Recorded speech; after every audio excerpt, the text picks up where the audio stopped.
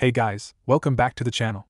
This is a story about what if Naruto trained by Mikoto before chunin exams. Before I start, please support for more amazing content, and do consider subscribing to my channel and share this video with your friends. This is written by Marvelous N16 and link in description and support writer. Let's start the video. Chapter 1. It's been quite some time, hasn't it, old friends?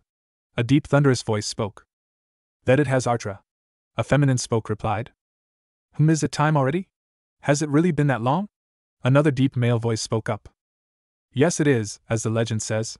Our kind will once again be known to humanity by 3 children who will bring the world to glory. That blasted Ten-Tails will be making its return within the next 20 years. If I had to guess, I'll say 16 or 17 years from now. Artra said. True. Mayuri replied. There's also those Otsutsukis who are a threat as well. Not to mention some of the lesser summoning clans like the snakes or monkeys. Enma may be one of good faith, but others in the clan are downright despicable. Wouldn't you agree, Fenrir? I most certainly do, Mayuri. Just as the legend says. It's quite a number of threats that will be happening that will require our power. Not only us, but the power of Kurama as well. I assume you two have already gave your blessings to our chosen ones? Fenrir asked. Artra scoffed. Of course we have, my good friend. Naruto Uzumaki is the chosen one of the dragons. I've already bestowed my blessing that will awaken his hidden abilities. The Dragon King stated. Sasuke-sama has my blessing as well. I'm actually excited for when he discovers his abilities with fire. Unlike his clan, he will be able to use the flame of Amaterasu to a higher degree, rather than just relying on his bloodline. He may even be able to figure out how to release his phoenix wings. Mayuri, the queen of the phoenixes, smiled at her longtime companions. Fenrir smirked. Hey, good to hear. Sakura-sama will definitely be a legend. She's a very rare case. To think she actually had our bloodline naturally is astonishing. My blessing helped awaken it. Not to mention the other abilities she will possess in the future. Artra and Mayuri were shocked to hear this. Are you serious, Fenrir? That child was naturally born with that warrior bloodline of your clan? Artra asked. If I remember correctly, only the rarest of the rare are born with that bloodline. You being included in that group. Mayuri added. I know, which is why I'm very excited to see how Sakura Haruno grows as a warrior. It's safe to say that she will go down in history with the power she has. Not only her but young Naruto and Sasuke as well. I almost feel bad for whoever has to deal with Naruto when he fully develops his dragon powers. The God of Wolves spoke. I know what you mean, Fenrir. It seems that they will need us for training in order for that to happen. I am interested to see how far they will come before that. Mayuri, you are quite lucky to have Sasuke Uchiha as your chosen one. He is the light of the accursed Uchiha after all. Artra said. I'm truly grateful that it was him, and not some other typical member of that clan. Mayuri sighed. Well, I guess we should start watching over our young chosen ones then. It will be quite some time before they all meet up. Fenrir voiced. The 3 beings of legend were all giddy with excitement on the inside as much as they tried to hide it. Konohagakure, 8 years later. For a long time Naruto Uzumaki did not understand why he was treated as a pariah in his village. It never made sense as to how so many people could treat a child as young as him so terribly. Over half the stores either overcharged him or just didn't let him in their store. Adults looked at him with hatred. They tell their children not to play with him. All they do is try to ostracize him the best way they can. Naruto hated it. He hated how he was the one who had to endure such suffering. Why him? How come he couldn't have a say-so in any of this? It wasn't until a few weeks ago when he got hit in the head with a bottle by a drunken villager. Did he find out why was he so hated? The reason was because he is the Jinchuriki of the Kyuubi no Yoko. Everything made sense after that. He finally got his answer from the big fox himself. When the bottle knocked Naruto unconscious, the blonde was drawn to his mindscape. To the boy's surprise, Kurama was pretty cool. At first he was really mean, but it didn't take long for the fox to warm up to the blonde. Kurama has explained everything to Naruto. Said boy was very shocked to find out who his parents were. It only made him come up with more questions. How could so many people be ignorant as to his appearance? Naruto was literally a carbon copy of his father Minato Namikaze. If people paid enough attention, they would see how his attitude resembles his mother's. Kurama showed Naruto many memories of his parents so the blonde could get to somewhat know how they were when they were still alive. Imagine Naruto's surprise when Kurama explained to him that his parents' remaining chakra were deep inside of him. At some point in time, he will be able to meet his own parents inside of his mindscape. While physically they were dead, they were still alive inside of Naruto. This whole time they were always with Naruto. Learning that brought Naruto to tears. He wondered just how his parents would look at Konoha now if they knew how the villagers treated him. All Naruto hopes is that he will be able to make some more friends like Kurama someday. Maybe even have a family. Little did he know, his wish was going to be granted. Uchiha District. Sasuke Uchiha hated being compared to his brother. He hated how his father always seemed to cast him aside as if he wasn't good enough. It wasn't that Sasuke hated his brother or father, but he was fed up with being around them. It's a constant reminder to him saying that he will never be good enough. The only saving grace he has is his mother. During the last few months, Sasuke has been spending more time with his mother, rather than chasing Itachi. The 8-year-old Uchiha realized that his mother was the only one who saw something in him. Mikoto Uchiha would tell her youngest son all the time about how proud she is of him. Just knowing that always made Sasuke's chest feel warm. As he grew closer to his mother, Sasuke started wondering more about her. Being so focused on following Itachi and making his father proud, the young Uchiha never realized that his mother was very strong. He heard rumors about how she was said to be stronger than his father. That bit of knowledge was shocking to Sasuke. From his perspective, his mother always seemed so kind. For him, it's hard to imagine her out on a battlefield. Slowly but surely, Sasuke was starting to have a different opinion on who really runs his family. Sure, he knew his father Fugaku was strong. However, he didn't seem like much compared to Itachi and Mikoto. As of right now, Sasuke was actually sitting in front of his father. He was listening to his father's disappointment in him. Sasuke, how long have you been working on the jutsu I taught you? Fugaku asked. Sasuke frowned. 3 weeks, father. Fugaku sighed. He looked at his youngest son with disappointment clear in his eyes. I knew you weren't going to be like Itachi. Your brother mastered the Grand Fireball Jutsu on his first try. As my son, it's disappointing to know you are struggling with such a basic technique. Sasuke grit his teeth. I'm sorry I couldn't measure up to Inai-san. You need to do better, Sasuke. At your age, Itachi had already graduated from the academy. He was a prodigy like no other. Being the youngest to ever join the Umbu Black Ops division, your brother brings great pride to our clan. It's a shame that I can't brag about you to our clan elders like I do with Itachi.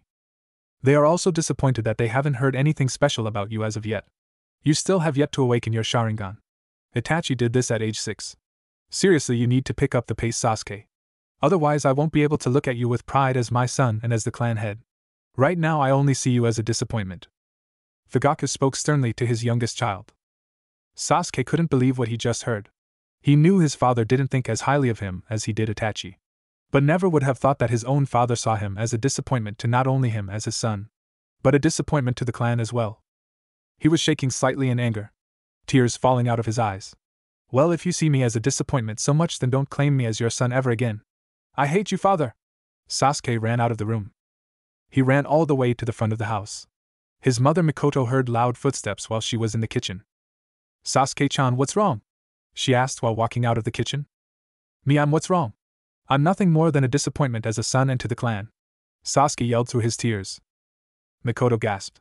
She ran up to her youngest child. Sasuke, what would ever make you think such a thing?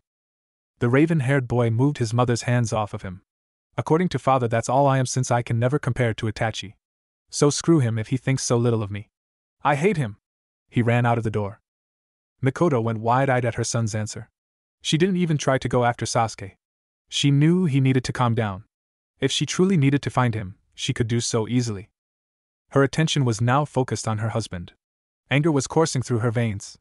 She walked to the room her husband was sitting in. Mikoto wasn't surprised at all that he was sitting down rather than going after their son. Did you really say that to Sasuke? She asked in a steel tone. I only told him the truth. The elders along with myself see Sasuke as a disappointment compared to Itachi. It's taking him far too long to learn our clan's rite of passage. Fugaku answered. The temperature in the room dropped. If Fugaku was scared, his facial expression sure didn't show it. Mikoto was absolutely livid at the moment. She was oozing out killer intent like crazy. Are you fucking serious, Fugaku? He's an 8-year-old boy. You can't expect him to turn out like Itachi. Hell, I hate how Itachi turned out. He's so cold now, and I know it's because of what you and the elders put him through. All Sasuke wanted is for his father to pay attention to him. You never show him the amount of attention that you do Itachi. He barely even knows anything about you. And now he's going to develop resentment for you and Itachi. All because you want him to be another once-in-a-generation prodigy. You can't do that, Fugaku. I refuse for you to break down and build my son to how you see fit. Sasuke shouldn't have to feel like he's in his brother's shadow all the time. He shouldn't have to face that constant reminder of how much better Itachi was at his age. It's not fair to him. So what if he hasn't mastered that damn fireball jutsu? Have you even thought of helping him so he could get past his struggles? No, you haven't. As a father, it's your job to guide your son. Just as it's the same for me as a mother. But you are clearly fucking failing at it. When Sasuke gets back, I want you to apologize to him. Mikoto told off his husband. I am the clan head Mikoto. You have no right to order me around. Fugaku flashed his Mangekyo Sharingan. Mikoto rolled her eyes before she flashed her own Mangekyo Sharingan. Only hers was the exact same as Madara Uchiha's Sharingan. It is well known just how powerful Mikoto Uchiha is throughout all of the continent. It is said that there's never been a more powerful Sharingan ever since the days of Madara Uchiha himself. Her killing intent really flooded the room. As Fugaku broke out into a cold sweat. His heart was beating erratically. It's been a while since he's felt this type of fear. To add on some more effect of how serious she is, Mikoto summoned the ribcage of her Susanoo. Just like Madara, the color of Mikoto's Susanoo was blue as well. Don't get ahead of yourself, Fugaku. You know the only reason you are even the clan head is because I did not want to deal with the position. Don't let our clan's arrogance get the best of you. Now I will say this again. You will apologize to Sasuke. Do I make myself clear? She spoke in a cold, harsh tone. Fugaku nodded fearfully. When Mikoto stopped using her Sharingan, she left him in his cold sweat. The Uchiha matriarch sighed. Her family was falling apart. While she and Sasuke were very close. He was her pride and joy. Unfortunately, she didn't have the closest relationship to her eldest son. While Itachi was never disrespectful towards her. As he got older, he became more distant. Lately he's been a lot more distant to Sasuke than usual. Then there was her so-called husband. She knew that her marriage with Fugaku is failing. Their marriage was an arranged marriage. But Mikoto did end up falling in love with the stoic Fugaku Uchiha. Unfortunately, that love only lasted a few years. Now Mikoto could say she borderline hated him. She didn't like how he looked down on her, as if she was beneath him. She hated how he treated Sasuke. She also hated what he turned Itachi into. Another thing she didn't like is how secretive he is about the clan affairs. Lately Mikoto has been noticing a few things going on with her clan. The police force seemed to be more aggressive towards anyone who wasn't an Uchiha. And the atmosphere felt more tense at times. Mikoto hoped that she was overthinking things. But being a kunoichi as long as she has been, she knew something was going to happen eventually. For right now, all she cared about was her precious Sasuke returning home safely. Haruno residence. Sakura Haruno did not enjoy her home life. In fact, she hated it more than anything. Everything went downhill for her when her father died when she was 4 years old. Her mother was a lot more sad and angry. However, she never took her anger out on Sakura until her mother got remarried to her stepfather 2 years ago. Her stepfather's name was Hiro. Hiro is a former chunin who retired from the ninja forces. When Sakura first met him, she always felt something was off about him. No matter how hard she tried to shake the feeling away, it never went away until she wasn't by Hiro. She learned the true nature of Hiro when he yelled at her one day for asking her mother for something. That made her mother yell at her as well. From that point on, her life got worse. Every day she would always be berated for something. She would even get smacked across the face from her mother even when Hiro lied on her. Which he does numerous times. Then one day Hiro came into her room at night. He was acting a bit off. She could tell he was drunk. But the way he was talking to her was different. Sakura never noticed a thing until he touched her out of nowhere. He didn't do much, but he did fondle around with her body. Sakura could never forget how scared and disgusted she felt. When he left her alone, the pinkette ran into the bathroom to scrub herself clean for over an hour. Even after that, she still felt his hands on her. From there on, Hiro kept molesting Sakura. No matter how hard she tried to resist. Even when she cried to her mother for help. All Hiro would do is laugh at her. She will never forget the words Hiro said to her the first time she called her mother for help. You think she's going to help you? Get real, she knows better than to interfere with my fun. She knows just how much I want to touch you, Sakura dear. Why do you think your mother is so mean to you now? It's because I conditioned her to be this way. She was so close to killing herself before I met her. Now she's my little puppet for me to do whatever I want her to. She's long given me the okay to do whatever I please with you. Oh, the things you can convince a drug addict to do. Sorry to say, kid, but your mother doesn't really see you as her daughter anymore. You're more of a bother, if anything. The only reason she hasn't put you out in the streets yet is because she will get in trouble if word gets out about it. So she's letting you live her until you're old enough to put out. Now shut up and let me do what I came here to do, Hiro said to her. The pinkette had cried herself to sleep that night. For the last 2 years she's had to deal with this type of abuse. She's had many bruises from both adults from whenever they hit her. Hiro never truly raped her yet, only because he was waiting for her to get old enough. Sakura always prayed that one day she will be able to escape this hell. She swore that she would get back at Hiro and her mother for what they put her through. While she didn't feel any emotional attachments to her mother anymore, Sakura still couldn't bring herself to say that she would kill her mother one day. No, she settled for never having contact with her again once Sakura finds somewhere she can go. Hiro, on the other hand, was on top of her kill list. He was going to have a very painful death in Sakura's mind. Unfortunately, she was having to deal with Hiro's foolishness right now. Alright kid, I know I said I was going to wait until you were older. But I'm getting rather impatient. While your mother is always a good fuck, I want something a lot younger than her. So prepare yourself to lose your little virginity, Sakura. Hiro smirked evilly. Sakura's eyes widened in shock and fear. Hiro was walking up to her. She tried to run away, but she backed up into the wall. The older man grabbed her arm and yanked her towards him. He was groping her body all over just like he normally does. Sakura was trying to fight against him. But there was only so much an 8-year-old girl could do. She squirmed, kicked, scratched, punched, you name it. It only seemed to make Hiro more excited the more she struggled. Sakura was screaming for help when she felt his hand tug on her shorts. She was afraid of what was about to happen.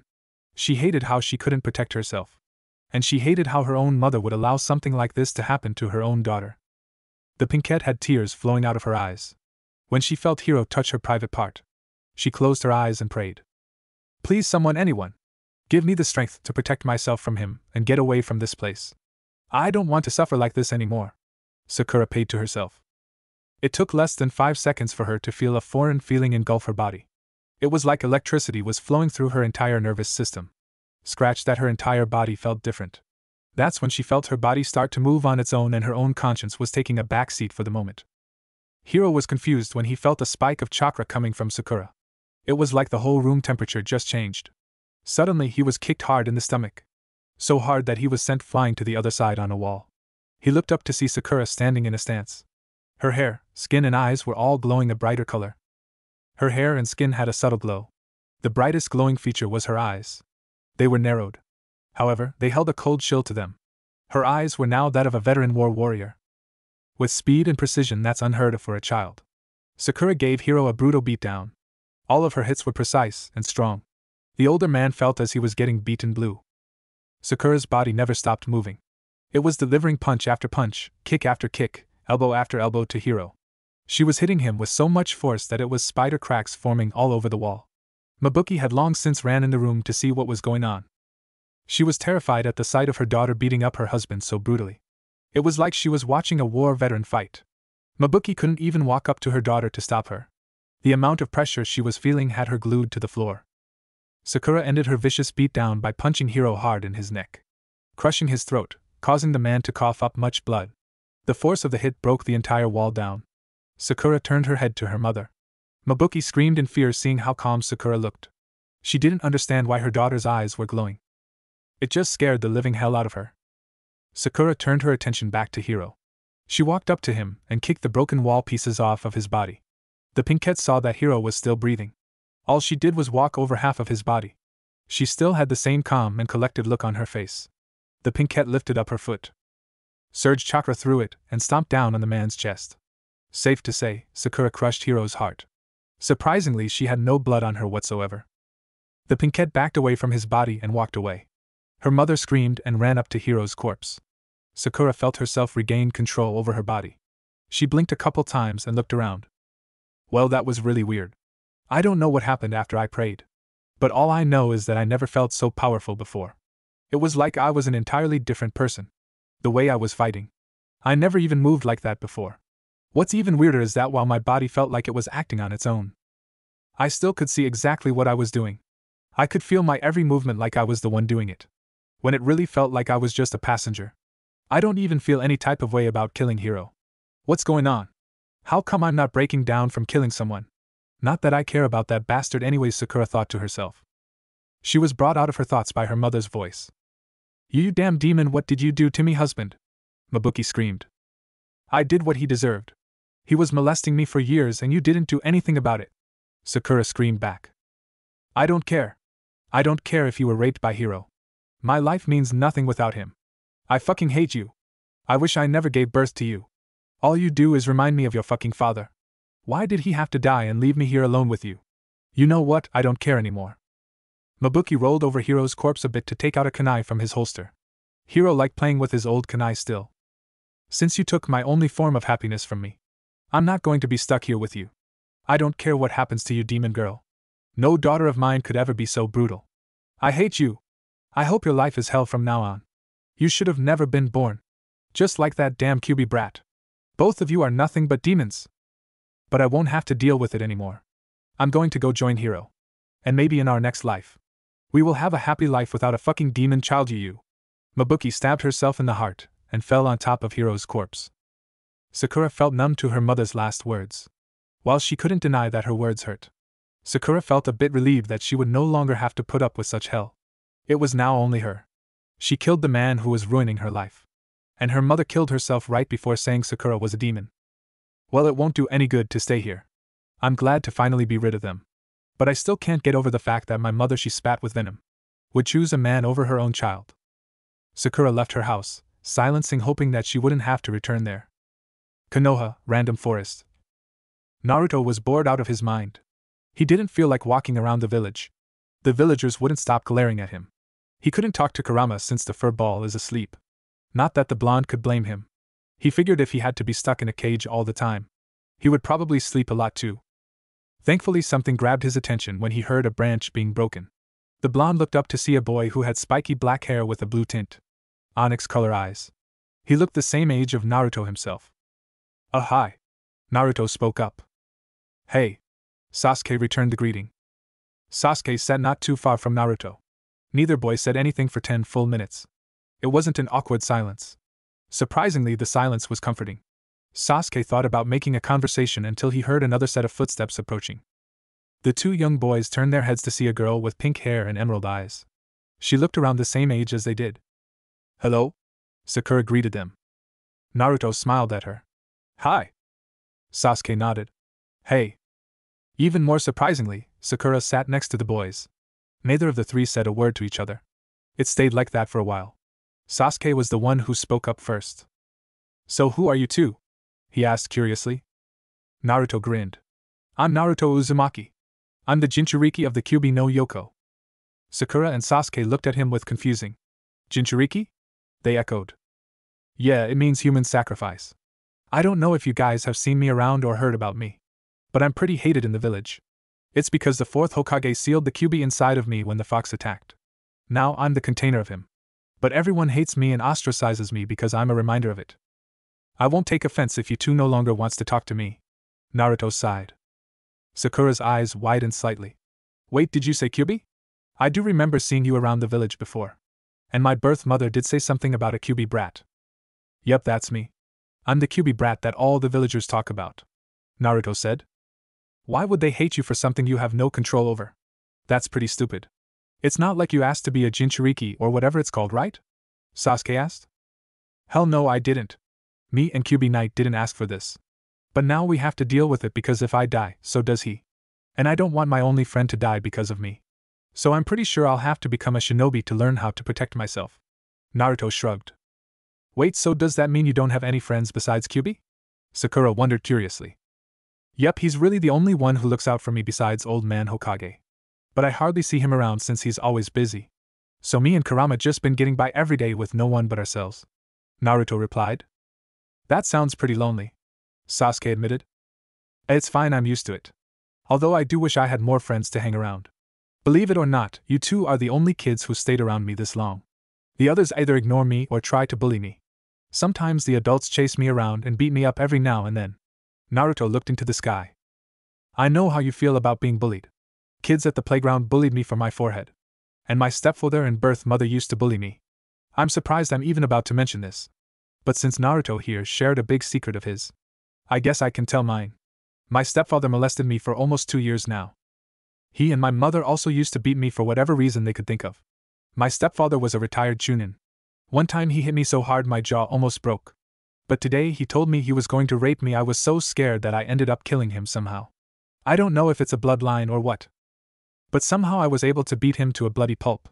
It felt like my whole body was charged with electricity. I killed him by stomping his heart out after I crushed his chest. I didn't really get to enjoy it because I wasn't really moving my body. It's kinda hard to explain really because I don't understand it myself. But when I got back control over my body, my birth mother started yelling at me. She became a drug addict after my father died 4 years ago. My stepfather was able to help her get herself together. But he conditioned her to rely on him. So she allowed him to do whatever he wanted to me. After she was done saying how much she hated me and how I was a demon like Naruto, she killed herself. I left my house right after and ended up here. My name is Sakura Haruno, by the way. Sakura explained her story. Naruto and Sasuke was shocked. Neither really knew what to say after that.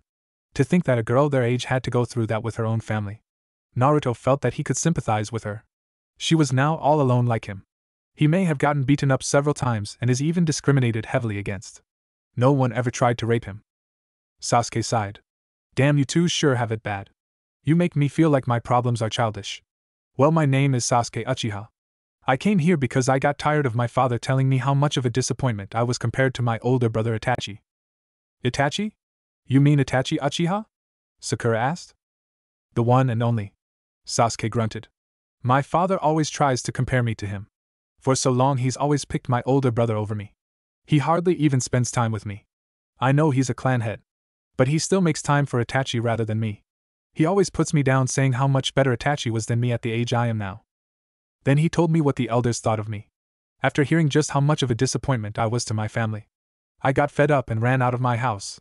My mother did ask me what's wrong. I'm sure she's had a word or two with my father by now. Even though I never had parents. I'm glad I don't have parents like those. At least your mom sounds nice, Sasuke. Naruto said. Yes, she is really nice. In fact, she's the only one who believes in me. I actually just found out that my mother is actually stronger than my father. I just don't know how strong is she really. I've never seen my mother spar before or anything. I'm kinda curious as to what she can do. One day I plan on finding out. Sasuke smiled. The trio kept on conversing about whatever came to mind. Before they knew it, 3 hours had passed. Man, this is really nice. I've never talked to people like this before. Only Hokage Gigi and the people at Ichiraku's treat me nicely. Naruto grinned. Yet talking to you guys made me forget for a while about I did to my stepfather. I never had friends before. Sakura admitted.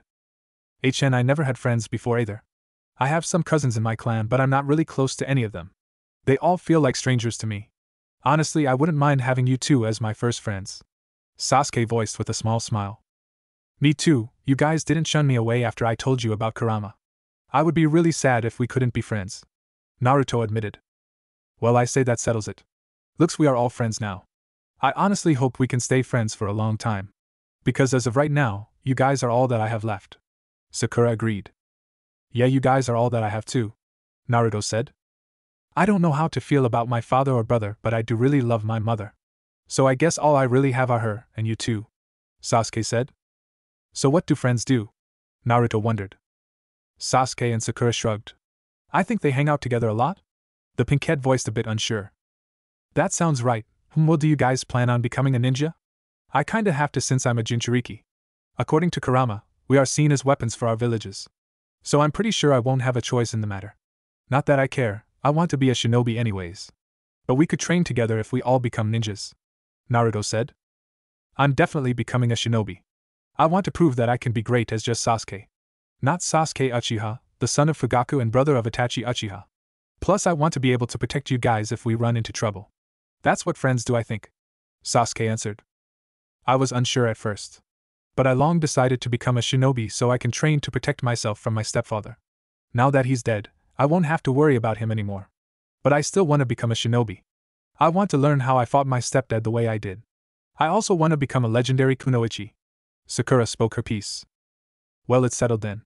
We are going to aim to be the greatest shinobi anybody has ever seen. Naruto yelled with excitement. Sakura and Sasuke shared his enthusiasm. Say, how about we train tomorrow at my clan training grounds? I mean, we could start off by seeing how we fight. Then I guess we could go to the library after. Sasuke suggested. The library? What for? I mean, they let me inside of there, but it's kinda boring. Naruto wondered. The library is so we can have access to information to make ourselves better. I agree with you, Sasuke. But what time should we meet up? Sakura asked. How about 9? We meet here at 9, then I'll take you to the Uchiha district. By the way, are you sure you want to go back home, Sakura? I mean, aren't their bodies still there? Sasuke asked with a raised eyebrow. Yes, Sakura-chan, are you sure about going back there? Naruto also asked. Well, where else am I going to go? It's not like I want to go there. Sakura huffed. You could come with me. I live in an apartment by myself since I was kicked out of the orphanage a couple years ago, Naruto offered. Sakura looked at him with a surprised expression. Are you sure it's okay? We did kinda just meet a few hours ago. The Bond waved her off. Yeah, it's fine, I feel like I can trust you. You can take my bed and I'll take the couch. We can wake up early tomorrow so you can go get a change of clothes. Sakura blushed a bit. Thank you, Naruto. Alright, we'll see you guys tomorrow, Sasuke said as he left to go home. Naruto and Sakura made their way to Naruto's apartment. Neither of the three knew yet, but they were going to be friends forever. Nothing would get through their bond. They were also going to become legends like never before. Chapter 2. Naruto and Sakura were in front of Sakura's house. Since the young pinkette stayed with the blonde for the night, they were here so she could change her clothes. When they walked in, Naruto was shocked to see 2 dead bodies on the ground. It wasn't his first time seeing one. In the red light district, he's seen a few people die from overdoses or alcohol poisoning. Not to mention the memories Kurama showed him of his parents fighting enemy shinobi together. He aspired to be just as strong if not stronger than them so he could make them proud. Sakura still felt nothing for her mother or stepfather's corpses, which is still really weird to her. But she was actually grateful for it. She really didn't want to be sad over them. Granted, Sakura knew girls her age shouldn't be killing yet. The young girl knew that at that point, it was either her or Hiro. Her choice was quite clear. She ran to the bathroom to clean herself up. Naruto waited for her in the kitchen. By the time Sakura was dressed and had clothes packed up, it was already 8:30. Naruto and Sakura agreed that Sakura could room with Naruto as long as she wanted. He enjoyed having company. Plus, neither he or her really wanted to be alone. Sakura was more than happy to move in with the blonde she's only met less than a full day ago. It was amazing how much safer she could feel with him over her own family. The duo ran to the same spot they met at yesterday. When they got there, Sasuke was already there. It was only 8:50. Well, it's about time you two showed up. The raven-haired boy smirked. Hey, didn't you say 9? It's only 8:50. Naruto voiced. Sasuke shrugged. I did, but I got impatient with waiting. I've been up since 7. Couldn't wait to see us again, huh, Sasuke? Sakura teased lightly. Honestly, no, I couldn't, Sasuke admitted. Hemi and Sakura felt the same.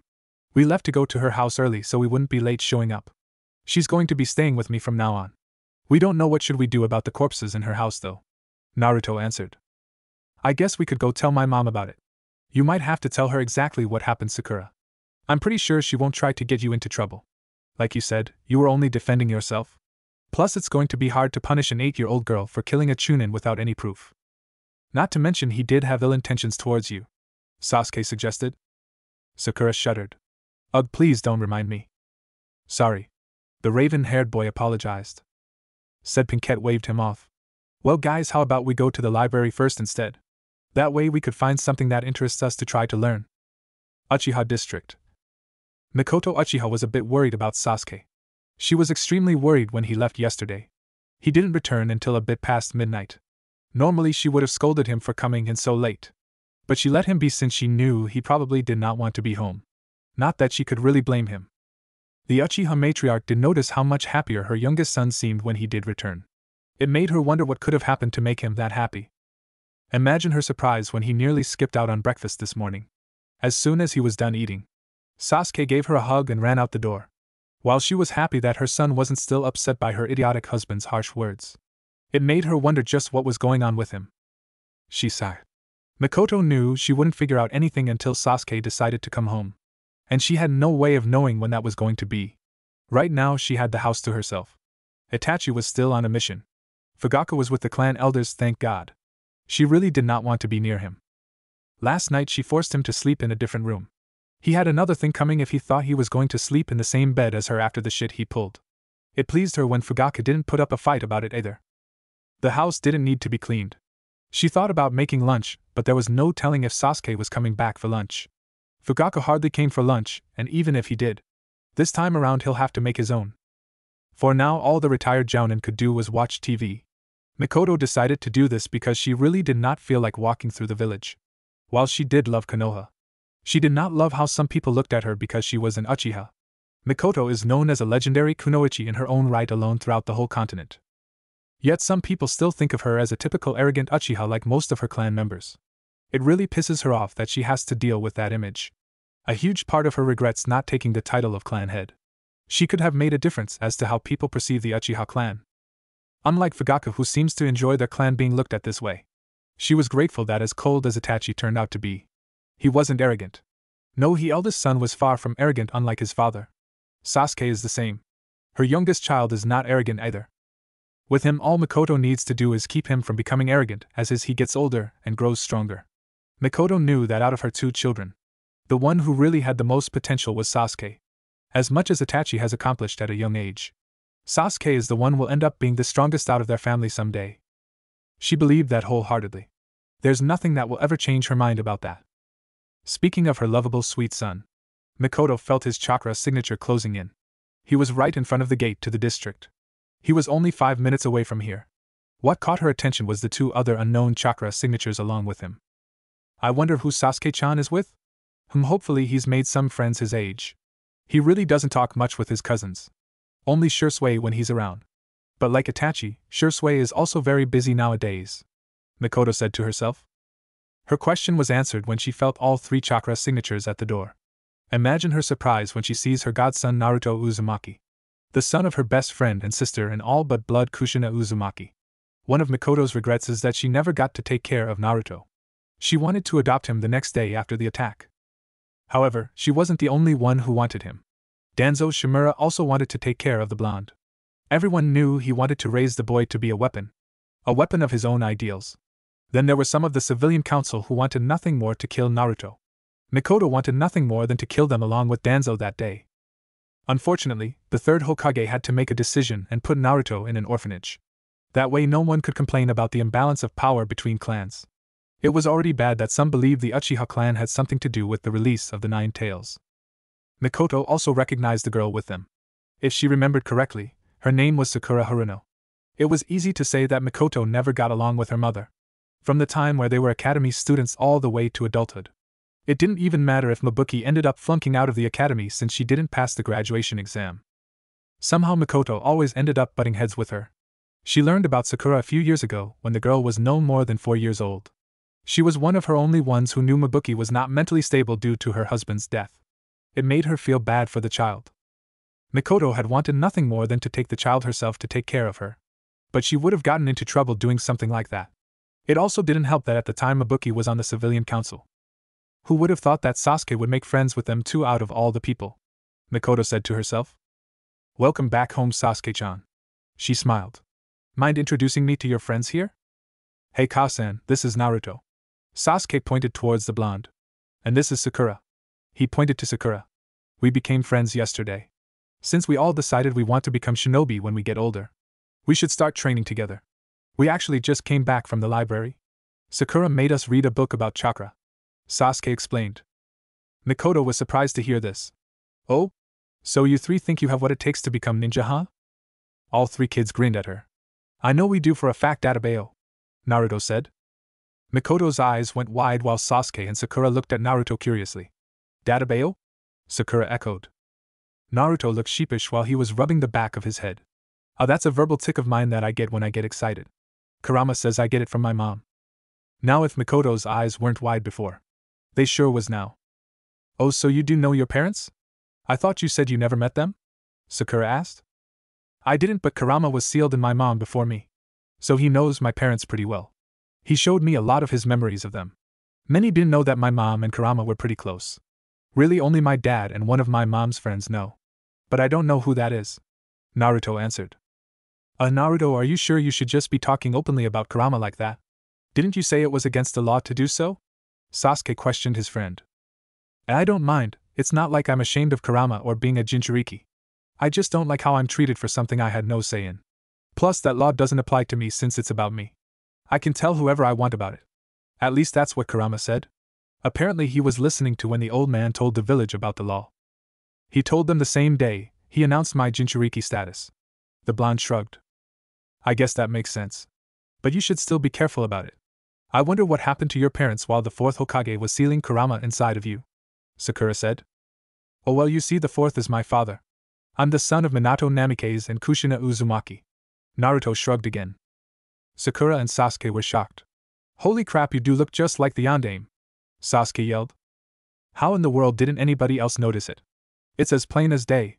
Sakura asked. Kurama said their hatred is blinding them to what's in front of them.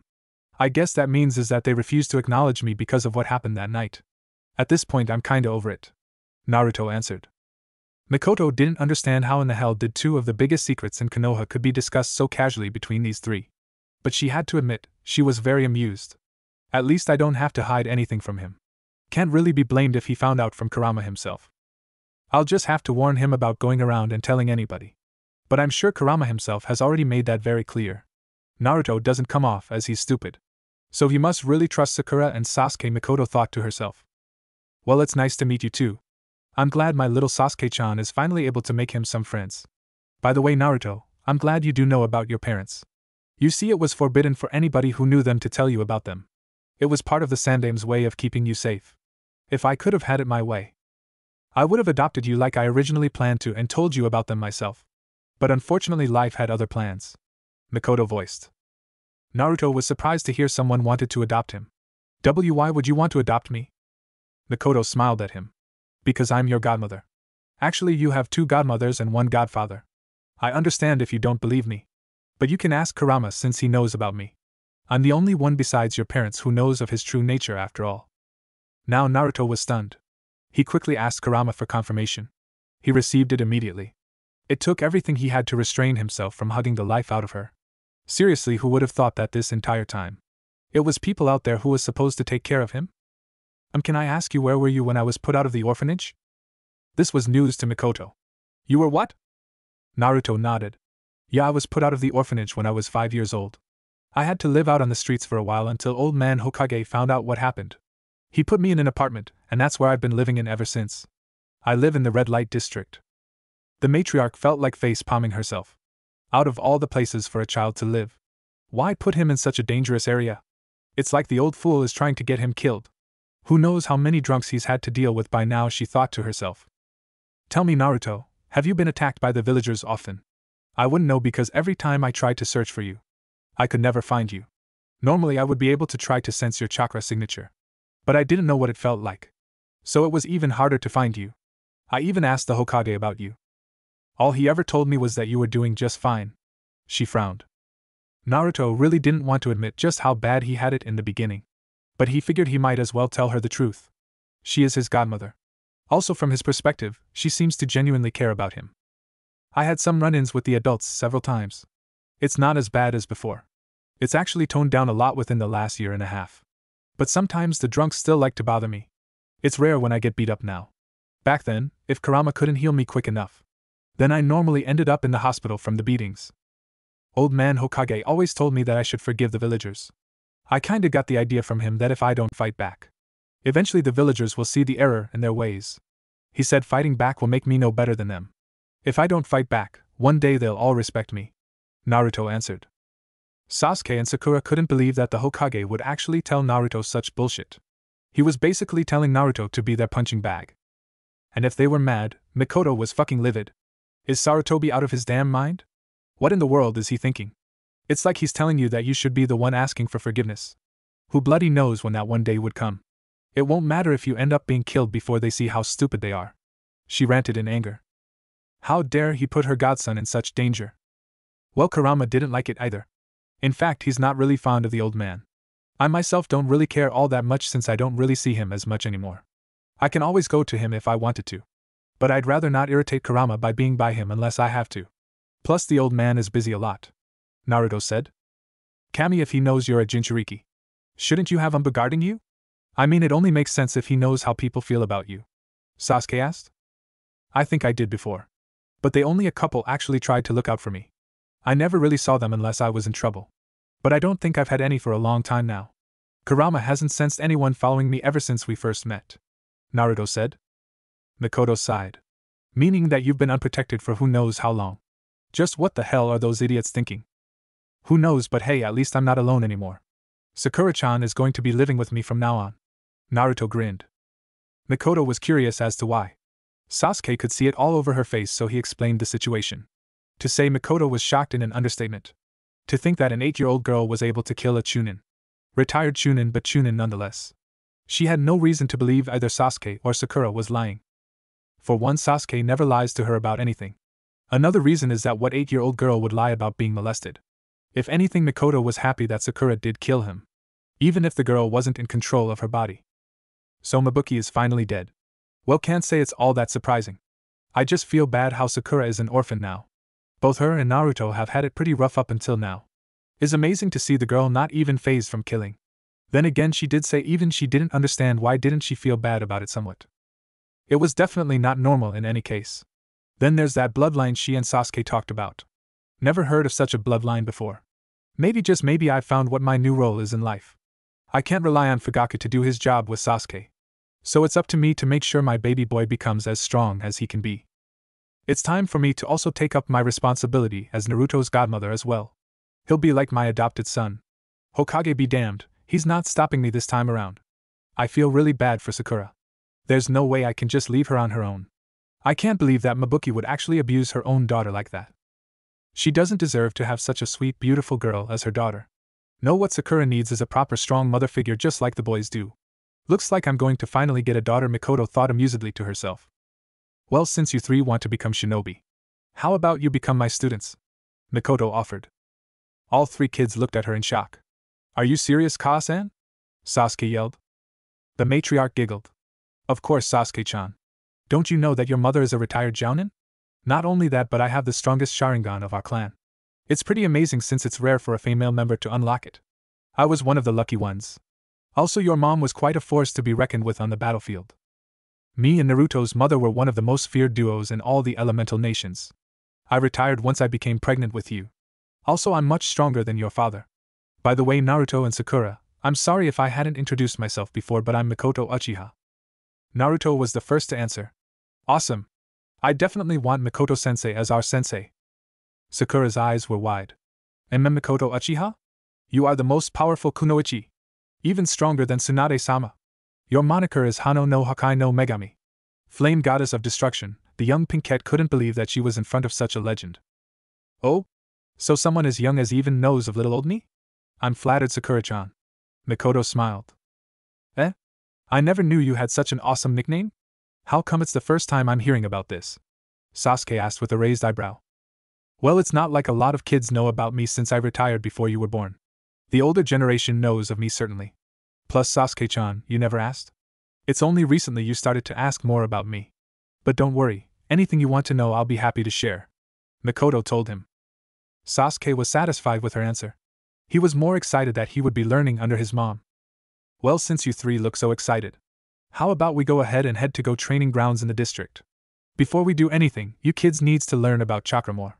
And I mean for just practical purposes. Not what the books you read said. Mikoto said. Hi, sensei. All three chorused together.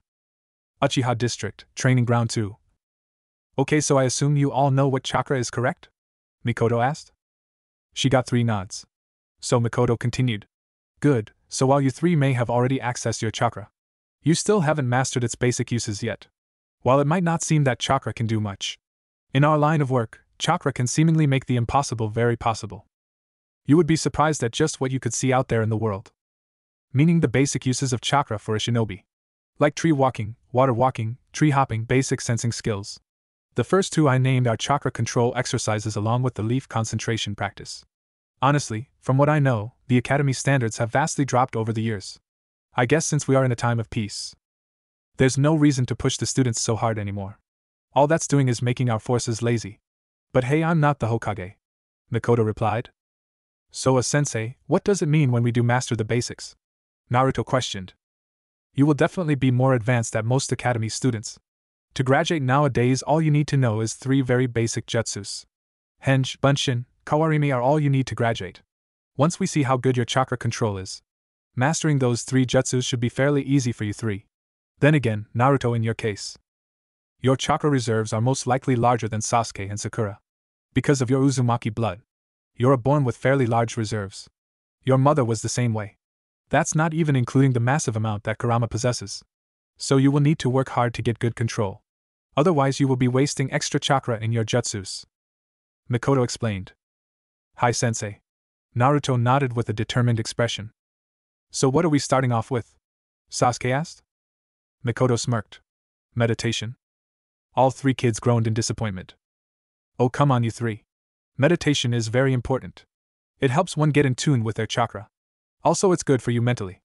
I promise you guys this will be a key part into your training. Mikoto smiled. Ugh, how so? Sakura said. Meditating can help improve your senses. A shinobi needs to have sharp senses to survive on the battlefield. Trust me, they can save your life. I can't tell you how many times my senses saved my tail. Mikoto said. Sometimes you may not be able to rely on your eyes. You may be blinded by something, which will force you to focus on your other senses. Like your sense of smell or hearing, for example. If you get good enough at sensing chakra, you could see chakra outline a person's body with your eyes closed, even if they are at a far distance. To get to that level takes a lot of training. Most jounin even struggle sensing to that degree. It's easier if you are a naturally born sensor. Like me, for an example. Luckily for you, I can teach you 3 how to get close to that degree of sensing. It'll be up to you as to how far you can take it. Mikoto explained. That seemed to catch their interest. Also, while doing this, we will be incorporating hand seals to get you 3 used to molding your chakra. You are going to practice molding your chakra with and without hand seals. I won't lie to you guys. My training will seem a little harsh at times. But I'll make sure you all are leagues above your classmates by the time you graduate. You have about 6 to 7 months until all 3 of you can go. Can we really become that strong, sensei? Sakura looked a bit doubtful. Mikoto noticed this and gently patted the girl's head. Yes, you can. In fact, you can become even stronger. But you have to put in the hard work to do so. I have high expectations for all 3 of you. We are also going to figure out this little bloodline of yours, Sakura-chan. She smiled. Sakura returned her smile. Okay, Mikoto-sensei. From there on, Mikoto had her 3 students meditating. Naruto had the easiest time with it since he's used to going into his mindscape to see Kurama. Sakura and Sasuke were coming along well. Mikoto could feel how calm their chakra is. She was a bit surprised at how quickly they picked this up. Well, not so much Naruto, but definitely the other 2. For an hour she made them meditate before she started teaching them how to sense chakra in not just a person, but in anything that holds chakra. It didn't matter if it was a rock. Imagine her surprise once again when it took all 3 of her students no more than a few hours for them to get the hang of sensing chakra all around. If she was honest with herself, she didn't expect them to pick up chakra sensing for a while. Training yourself to sense foreign chakra was a difficult task that took time. Apparently these 3 didn't get the memo. The one who could sense the best out of them so far was Sakura. Her control over chakra was astounding. Mikoto was very taken off guard when she noticed how much bigger the Pinket's reserves were than she originally assumed. It's quite something since she's never sensed this amount of chakra from a bookie ever. It wasn't her. Sakura's birth father was a powerful man either. He was nothing more than a merchant according to Sakura. Questions upon questions kept popping up about the 3 children she was teaching. If she didn't know any better, she would have to say that all 3 of them just may be natural-born sensors like herself. Something like this was truly something. She had decided to cut training for the day. They'd been here for quite some time now, actually. For their first day, they all did wonderful in Mikoto's opinion. Now she was fixing them all dinner. Fugaku still hadn't returned home yet.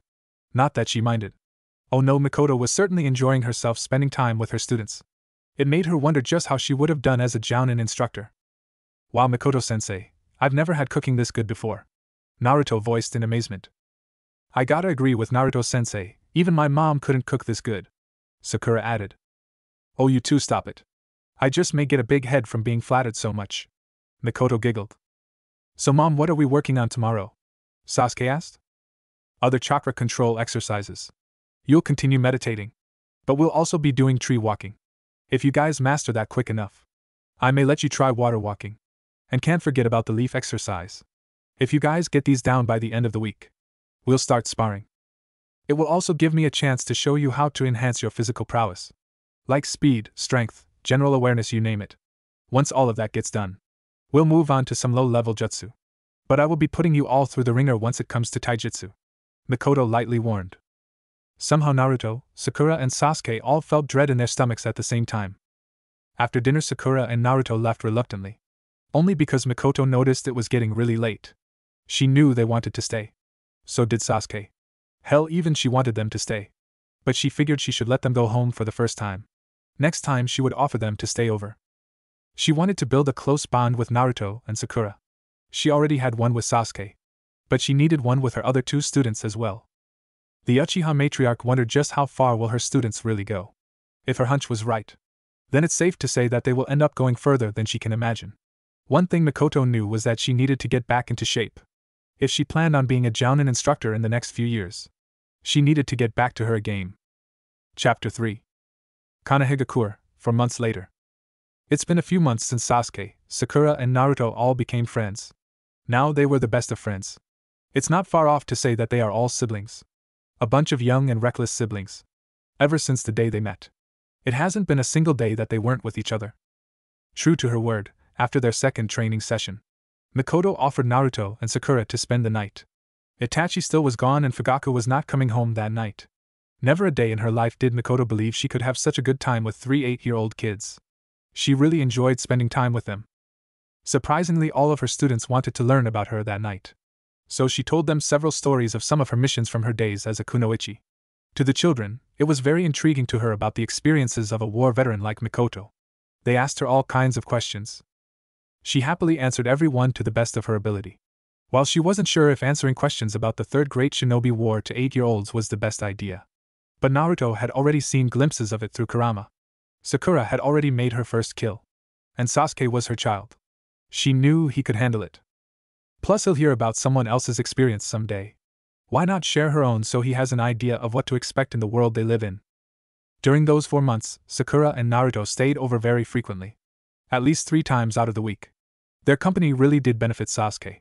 He became a lot more open. Especially towards Mikoto. He was already a mama's boy. But now he's an even bigger mama's boy. Mikoto was forever grateful to Naruto and Sakura for entering her and Sasuke's lives.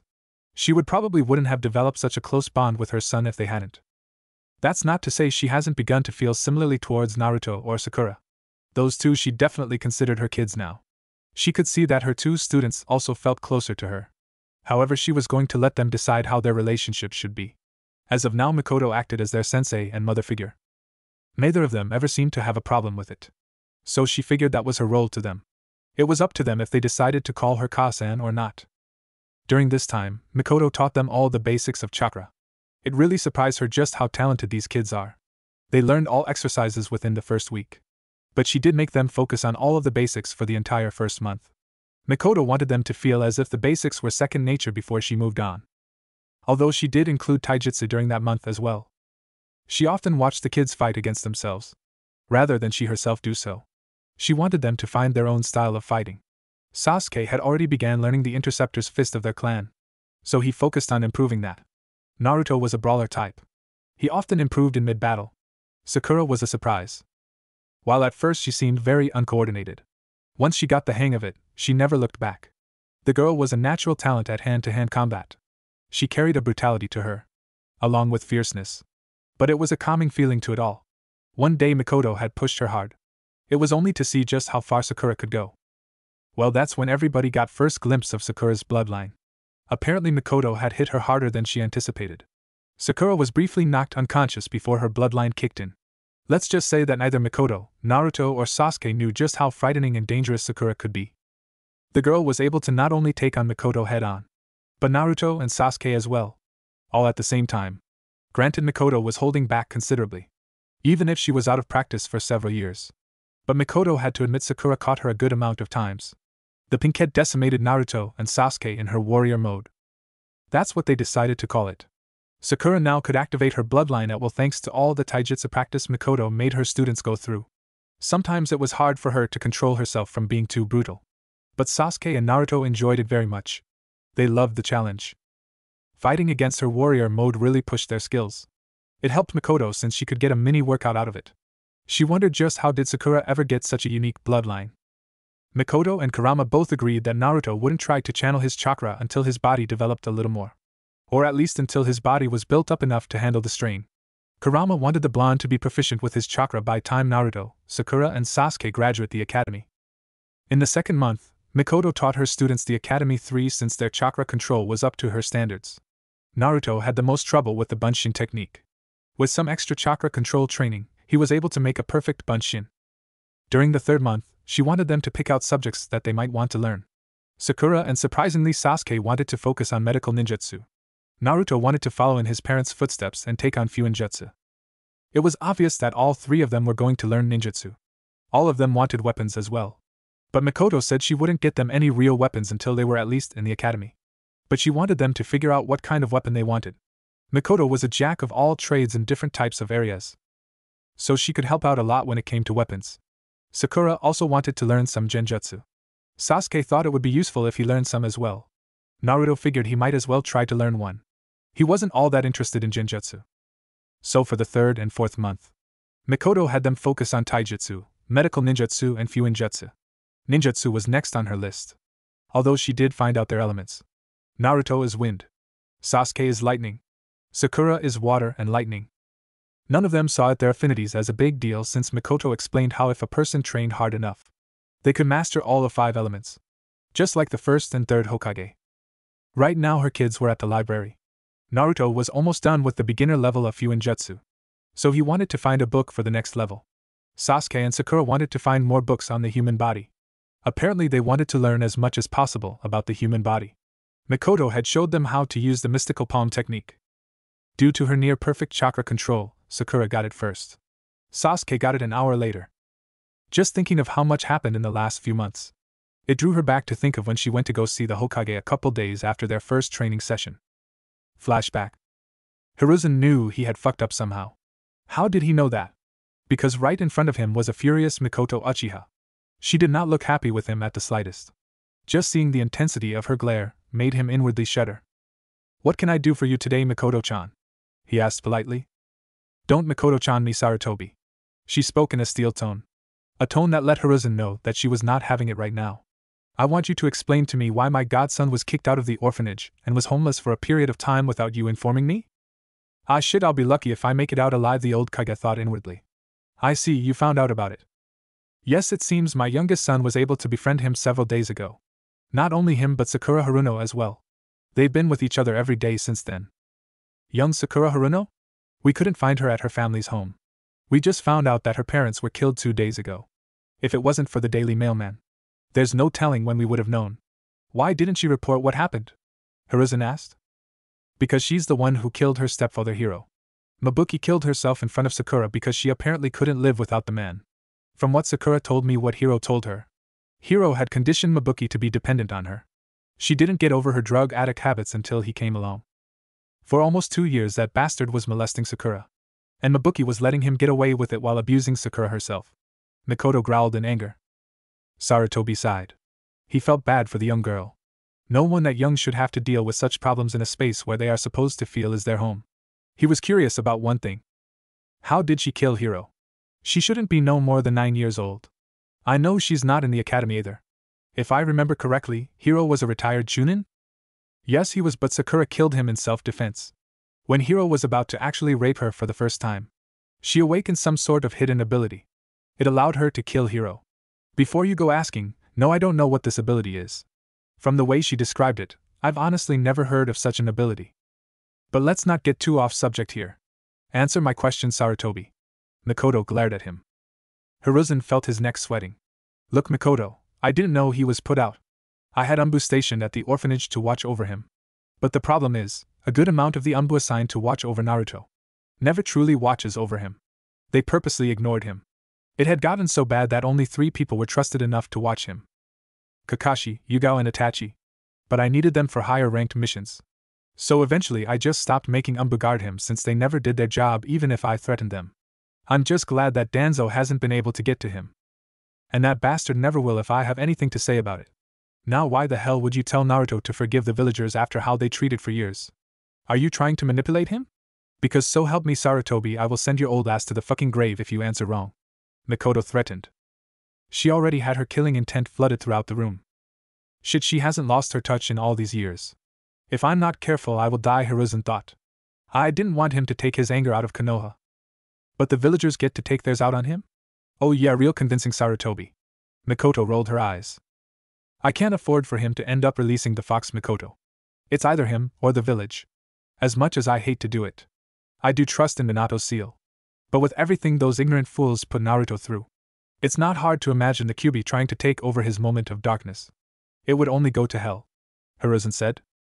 I assume you haven't said anything to Jiraiya or Tsunade about this, haven't you? Mikoto asked. His silence was the answer she needed. You do know that when Tsunade finds out how you let the villagers abuse her godson, it won't be pretty for you. Jiraiya may let you off the hook, but there's no way Tsunade is. Knowing her, I'm sure she's always thinking of Naruto. If only she got over her damn phobia. Mikoto sighed. Yes, I do know. It means certain death on my part. He sighed himself. Can't blame no one but yourself, old man. At least you did protect him from Danzo. But I would kinda keep my distance from Naruto for a while if I were you. The fox isn't too fond of you. Naruto isn't sure what to think of you. Sasuke and Sakura are both questionable about your actions. I'm still pissed myself. However, I'll let you slide for a few favors on your part. Mikoto suggested. Knowing he had no way out of this. Fine, what is it you want? First off, you reinstate me as a jounin by the time those three graduate. I should be well prepared to continue my duties by that time. Second, I want you to make sure all three of them end up on the same team. Third is that I want you to make me their jounin instructor. Fourth is if they choose to let me adopt them at some point in the future. You let me sign those papers with no questions asked. The council could kiss my ass at this point. Mikoto listed off her demands. Mikoto, you know I can't just put them on a team like that. It'll be unbalanced, plus it may show as favoritism. Hiruzen countered. I don't give a fuck. You don't see the potential that I do in those three. They'll be at genin level by the time they attend the academy. You owe this to me, Jiraiya, Tsunade, Minato, Kushina, and Naruto. Just make them a team. If I'm training them, then you know you won't regret it. Besides, you did want me to be a sensei before I ended up getting pregnant. This is the only way you are getting my services again if we aren't going to war. So pick wisely, old man. Mikoto smirked. Hiruzen sighed. Okay, I'll do it. It's not like I have much choice in the matter. Flashback end. It still makes Mikoto smirked remembering how she put the god of shinobi in his place. She didn't even have to use her Sharingan. Then again, she and Tsunade are probably the only ones who could get away with talking to Sarutobi like that. Mikoto was really proud and shocked how far her students grown in a short amount of time. Since Naruto and Sakura were around the district so much, people had grown used to them being around. Once they got over their wariness of Naruto, a good amount of clan members started being nicer to him. It made her so happy seeing the smile on Naruto's face. He was so happy that some people stopped treating him so poorly. Most stores in the Uchiha district didn't try to overcharge him anymore. Mikoto had to threaten a few stores to treat him fairly at first. She figured since she was often seen with Naruto, her fellow clan members saw that he couldn't have been that bad if their most powerful member treated him like family. It was reasons like this that Naruto and Sakura spent a lot of time in the district. Mikoto was brought out of her thoughts when she felt her kids' chakra signatures enter the district. They were closing in so fast, it took only 2 minutes for her to hear. Mikoto-sensei. Naruto's voice was heard. A smile formed on her face, hearing her favorite blonde call out to her. Naruto, Sakura, and Sasuke all entered the house. Each of them had books with them. I take it you guys found what you were looking for? The matriarch asked. She was given huge grins from each of her students. You bet, sensei. I found 2 books on Fuinjutsu. One is for the next level. The other is a book that was written by my dad. It starts from the beginner's level and goes all the way to master's level. It'll take me at least a year or 2 before I'm close to finishing it. My dad wrote so much in detail. The librarian said it's the only copy left in the whole village. Naruto gleefully explained. Me and Sasuke found more books on the human body. Since we already know about the organs and bones, it's time to focus on the nervous system in the body. We even found a book that goes into detail on what it takes to be a medic. Sakura said. Who would have thought the human body had so many functions? I swear sometimes it feels like my head is going to explode with all that information. But I can't say that I do not love learning about it. Me and Sakura were thinking of going to do volunteer work at the hospital to get some real medical experience. Sasuke added. Seeing a certain look on her sensei's face, Sakura quickly spoke up. Of course he means once we are in the academy, sensei, she blurted out. Mikoto smiled. Good, I was wondering if I was going to have to remind you two again. Well, I have to say it is a good idea to go get actual experience from the hospital. I only know a little bit more than the basics when it comes to medical ninjutsu, so I'm not much help in that department. You did teach us the shosen, so that counts for something. Sasuke shrugged. Maybe so. Do you guys want to study your new books or go out to train? Since you 3 have done nothing but surpass my expectations over and over, I believe you've earned the right to start learning elemental ninjutsu. I'm glad I got you 3 used to molding your chakra.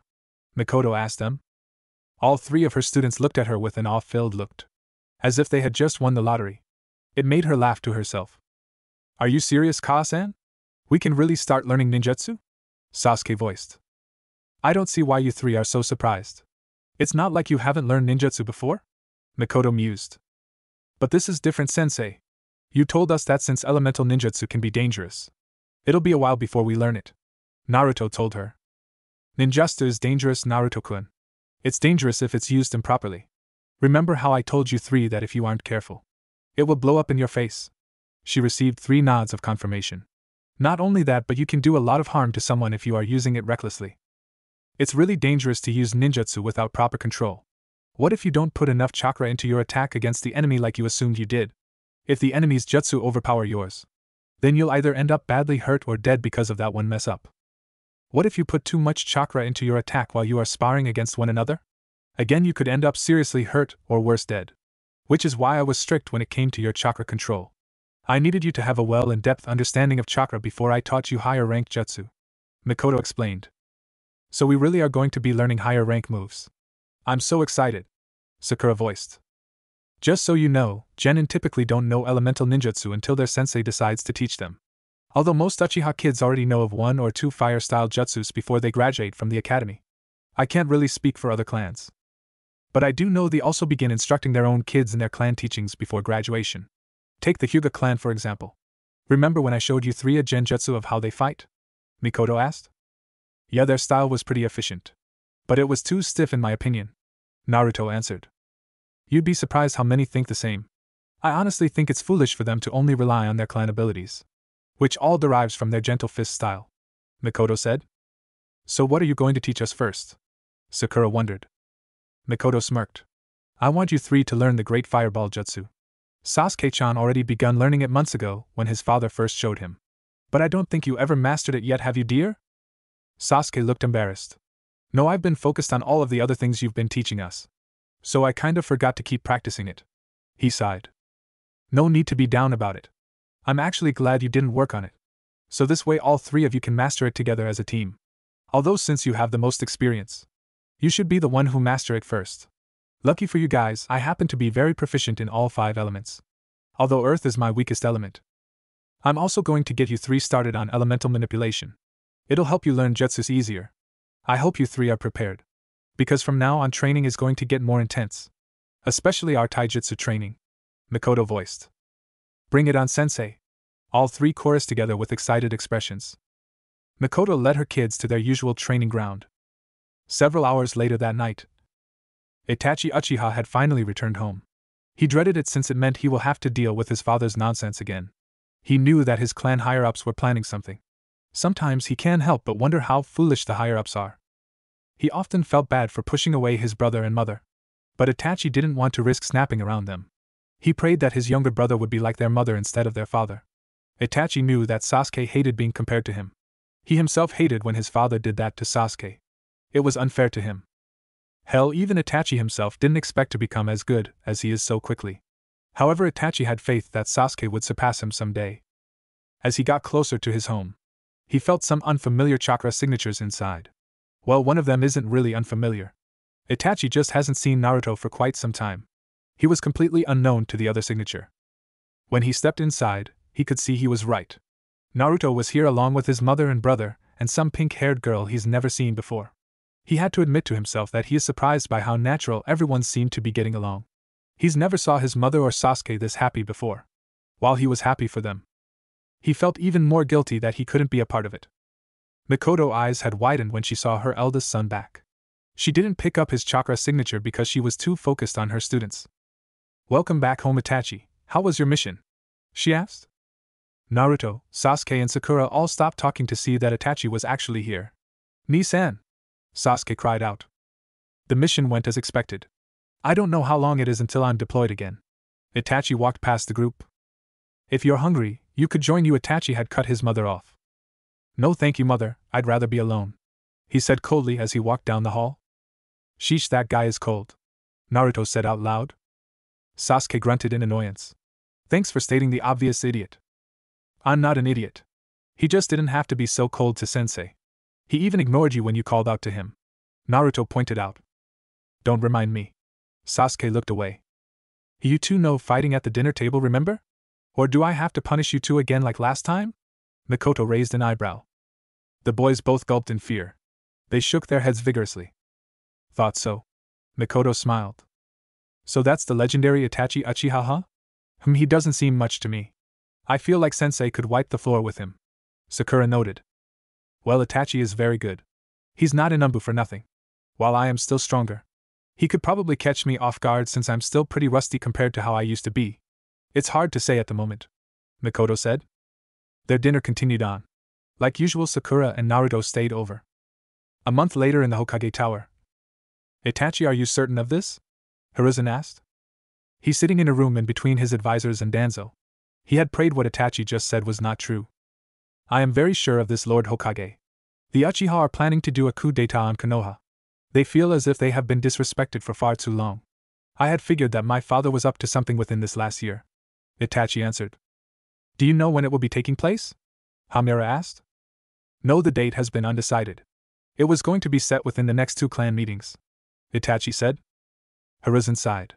We can't afford to have a civil war within our village. We are still recovering from both the last war and the Nine Tails attack. Not only that, but many innocents will get caught in the crossfire. Maybe I can try to convince my father to head you out, Lord Hokage. I doubt he will, but it's worth a shot, Itachi offered. Hiruzen nodded. Very well, see what you can do, Itachi, and report back to me. It didn't take long at all for Danzo to meet up with Itachi later after that meeting. The Uchiha knew the old Warhawk would try to get into contact with him eventually. So he figured, why not just get it out of the way? Looks like we have quite the problem on our hands, Itachi, Danzo said. Unfortunately we do, Itachi said in a bland tone. Makes me wonder, just whose side will you pick? Your family or the village? I couldn't blame you if you so happened to pick your family. But then your little brother would probably end up dying, Danzo mused. Itachi narrowed his eyes slightly. Stop playing games with me, Danzo. What do you want? Ah, there goes the cold-blooded Itachi. Very well, I want you to make a choice. You see, I'm sure Hiruzen knows that it won't look good if Konoha shinobi started killing a clan without any valid proof of their attempted crime. It will definitely lead to your brother swearing vengeance against Konoha, which will most likely lead to his death. Same could be said for your mother. If she sides with your clan, then I know Konoha will lose many valuable shinobi trying to take her down. Get to the point, Itachi voiced. Will you side with the Uchiha, which will lead to the death of your brother and maybe even your mother and yourself? Or will you side with Konoha and carry out a mission of eliminating all other Uchiha except for your brother? Danzo said. Itachi regrettably already knew his choice. For the good of Konoha, he will take out his entire clan. If only his clan wasn't so foolish. If only his father would talk to Lord Hokage to work something out. You do realize that I have very little chance of killing my mother? I'm quite aware of her prowess. Just do what you can do, Danzo replied. Itachi turned around. Fine, you have a deal. Danzo smirked. However, if my mother ends up surviving, you will not in any way try to harm her or Sasuke. You will leave them alone. If I find out that you broke your word, I will release top-secret information to each of the great nations and come for your head myself. You would do well to remember this threat, Danzo. Itachi voiced coldly before turning into a flock of crows. Danzo grimaced. Damn it, he got me.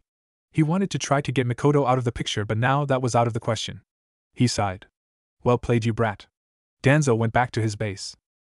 Itachi hated himself more than anything right now. To think he would have to take out his own clan in order to save Konoha. It was only a day later when he reported back to the Hokage and told him that his father declined the meeting. He surprised the old Kage when he said he would take the liberty of taking out his clan. Hiruzen tried to convince him out of it, but Itachi's mind was already made up.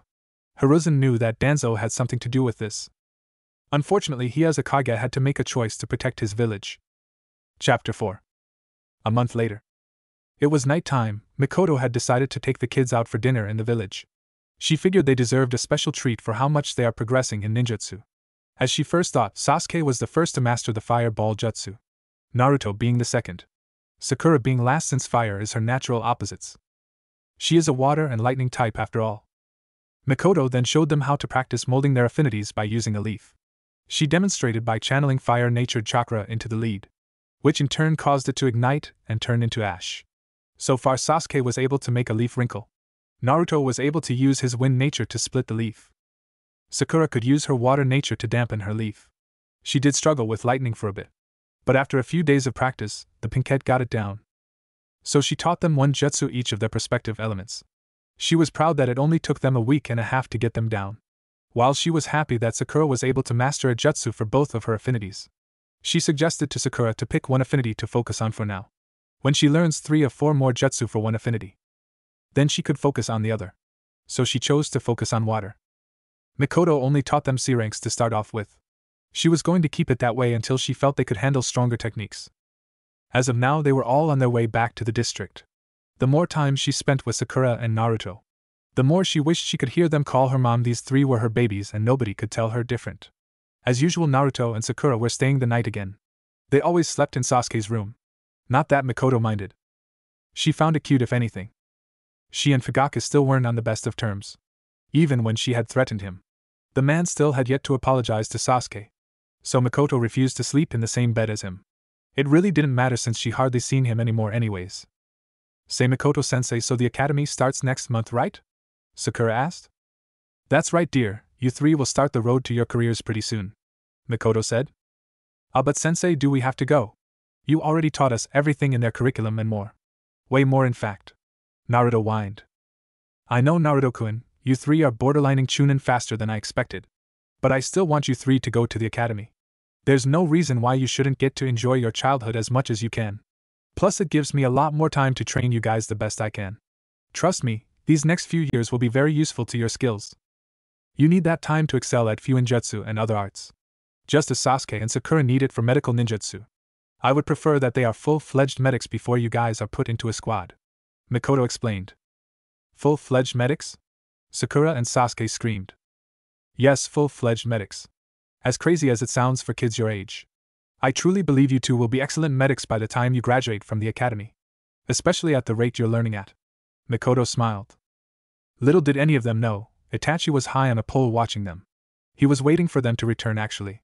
When he saw his mother turn his head in his direction, he was already out of sight. Do you really think we could do it, Ka-san?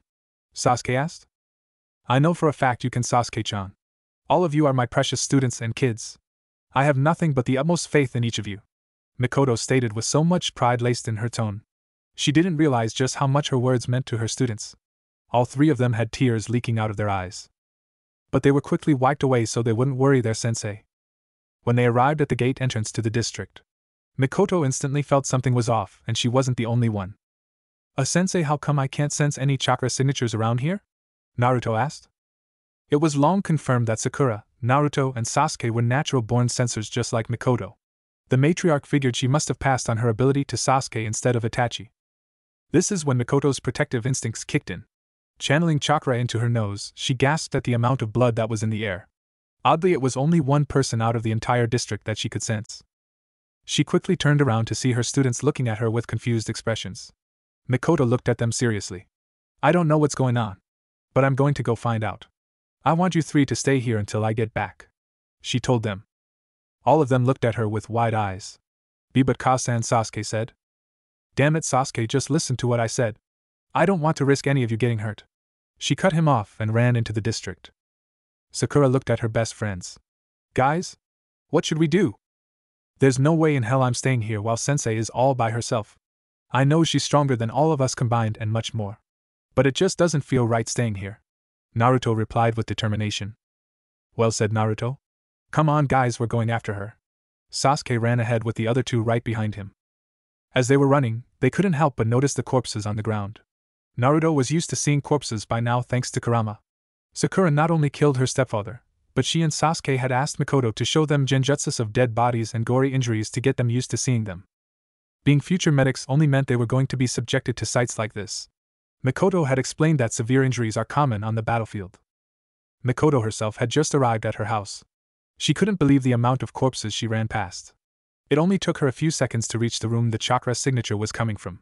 When she slammed open the door to the room, her fears were confirmed. Itachi, Mikoto muttered. Itachi had his sword deep within Fugaka's back. He turned around to see his mother was in front of him. Hello, mother. Mikoto could not believe what she was seeing. Did his eldest son really kill their whole clan? For what reason? Itachi, what the hell is going on? She yelled as tears started falling out of her eyes. Itachi looked at her with the same stoic look. I'm sure you can figure it out for yourself, mother. Just as Mikoto was about to reply, she felt 3 chakra signatures of her students. Oh no, she said internally. Ka-san, Sasuke yelled. Seems like everyone is here, Itachi said. Sasuke, Sakura, and Naruto has all arrived in the room. They were shocked to see Itachi with his sword in Fugaka's back. Father! Sasuke cried out. He looked at Itachi.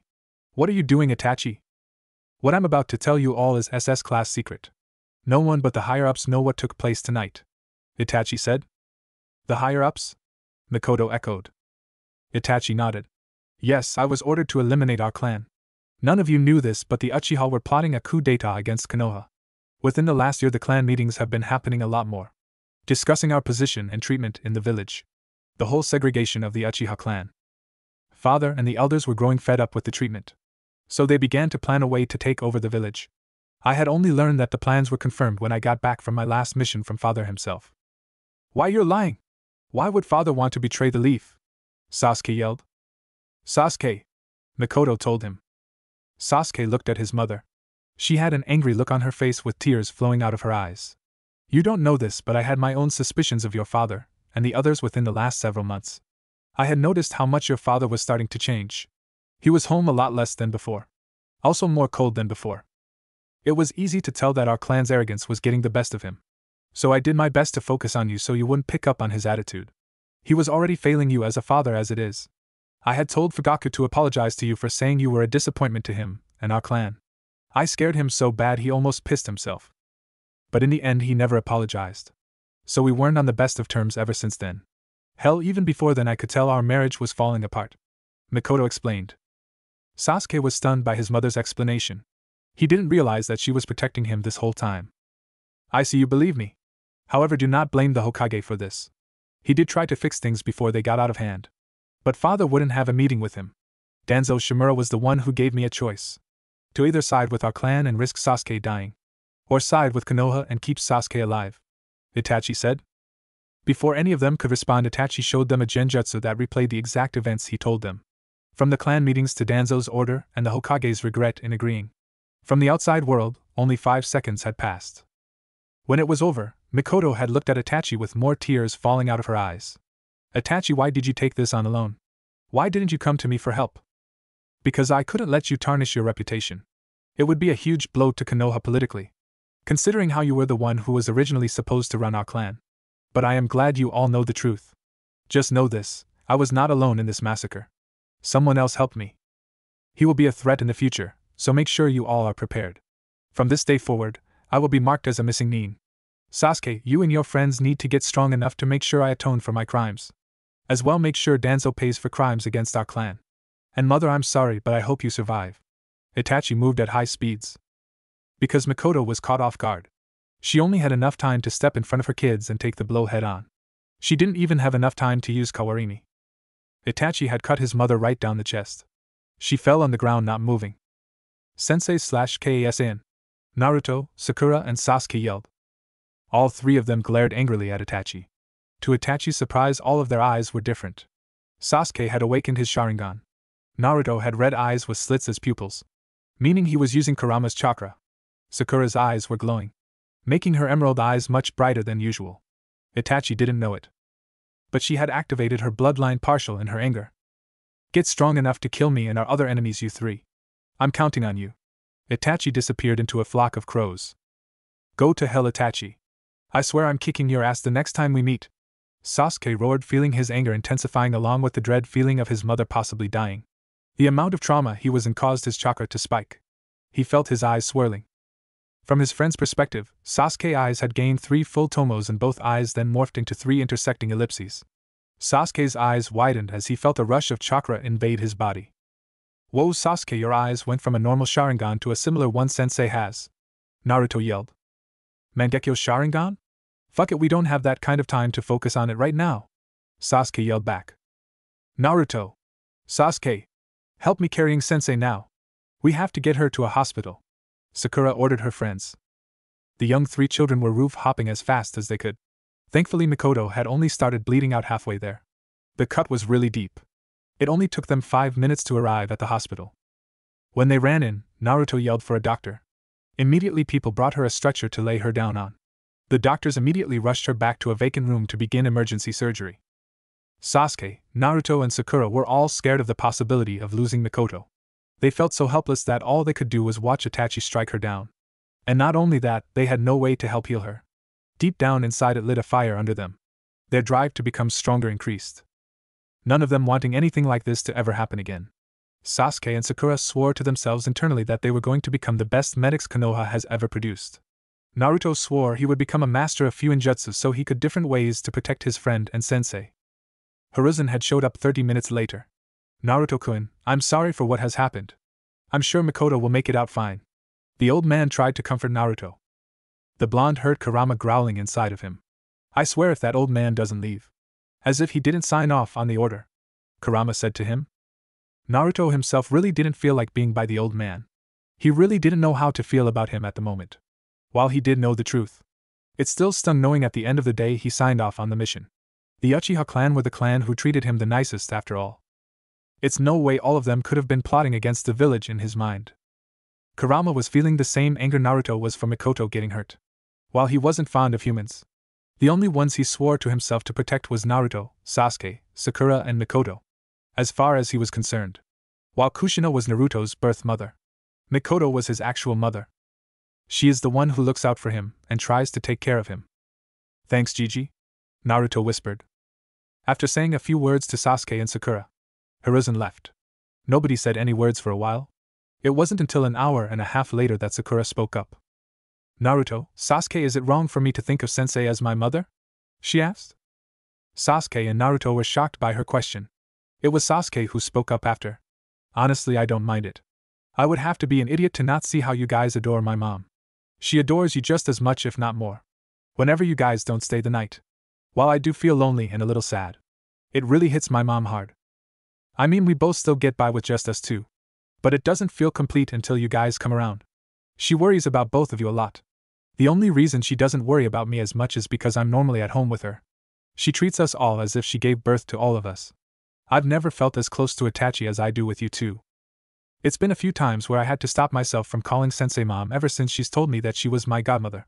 She's been the mother I've never had. I never knew what any form of love felt like until I met Sensei. Naruto admitted. Sounds like we are going to be a family. I'll be the older sister while you two are my younger brothers. Sakura smiled. Making Naruto the youngest out of us all. Sasuke smirked. That just means I'll be Sensei's favorite. The youngest always get favorited. Naruto grinned. Dream on, Naruto, you know Sensei doesn't play favorites with any of us. Sakura smirked. That true, but Sasuke may be her favorite with him being the biggest mama's boy in history. Naruto teased his best friend. Oh, shut up, Naruto. Sasuke grumbled with a small blush on his face. They talked for another 2 hours before a doctor finally walked out towards them. I see you three are very eager for the news. Well, she'll definitely survive. The cut wasn't as bad as it looked. Knowing the type of kunoichi she is. Once she wakes up, all she will need is a full days of rest, and she can go back home. I'm sure she will be sore in that area for a couple of days. The doctor explained. All three kids let out a sigh of relief. Can we go see her? Sasuke asked. The doctor nodded. Of course, we just put her in a room. I don't know exactly when she will wake up. It may be in an hour, a day, or several days. But just know she will be fine. Not a second later, Naruto, Sasuke and Sakura rushed off to her room. 3 days later, Mikoto felt herself waking up. Her vision was blurry and her hearing was working properly. When her vision cleared up, she saw flowers on a table, seemingly gifted to her along with tomatoes, instant ramen and container of amebashi. All of her kids' favorite foods. Speaking of them, when her hearing cleared up, she heard their voices in the room. Slowly she sat up, feeling minor pain. Her kids were all having a conversation about something. Mikoto was very happy that none of them seemed hurt. A part of her feared that Itachi may have tried to harm them as well. Looks like I got lucky, Mikoto noted to herself. Paying closer attention to her kids, she heard Sasuke saying.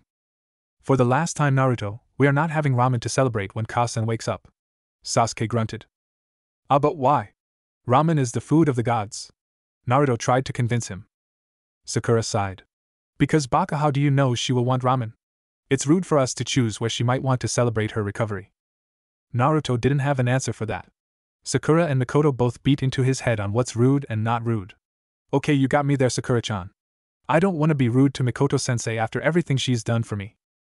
Mikoto felt her heart swell at his words. Good, plus it's not like she won't end up spoiling you anyways. You'll end up at Ichiraku's within the next couple days, no doubt. Sakura laughed. Damn, that girl knows me too well. They all do, Mikoto thought to herself. I'm surprised the doctors haven't tried to kick us out even when we stay hours past visiting hours. We've probably spent hours total outside of here within the last 3 days. Sasuke chuckled. Mikoto was stunned to hear that. It warmed her chest immensely knowing how much they cared about her. Knowing Sensei, she wouldn't have spent no more than an hour away from here if it was any of us in her position. Naruto grinned. Damn right I wouldn't. Mikoto spoke up finally. Naruto, Sasuke and Sakura all turned their heads to see Mikoto sitting up on the edge of her bed. She was smiling at them. It took a full 5 seconds before all 3 of them ran up to her yelling, Sensei/Ka-san. Mikoto wrapped all of them in a tight group hug. She was a bit sore where she was cut. But she could deal with the pain. This is what she really needed right now. Hearing all 3 of her children crying for her brought even more tears out of her eyes. She didn't let go of them until 5 minutes had passed by.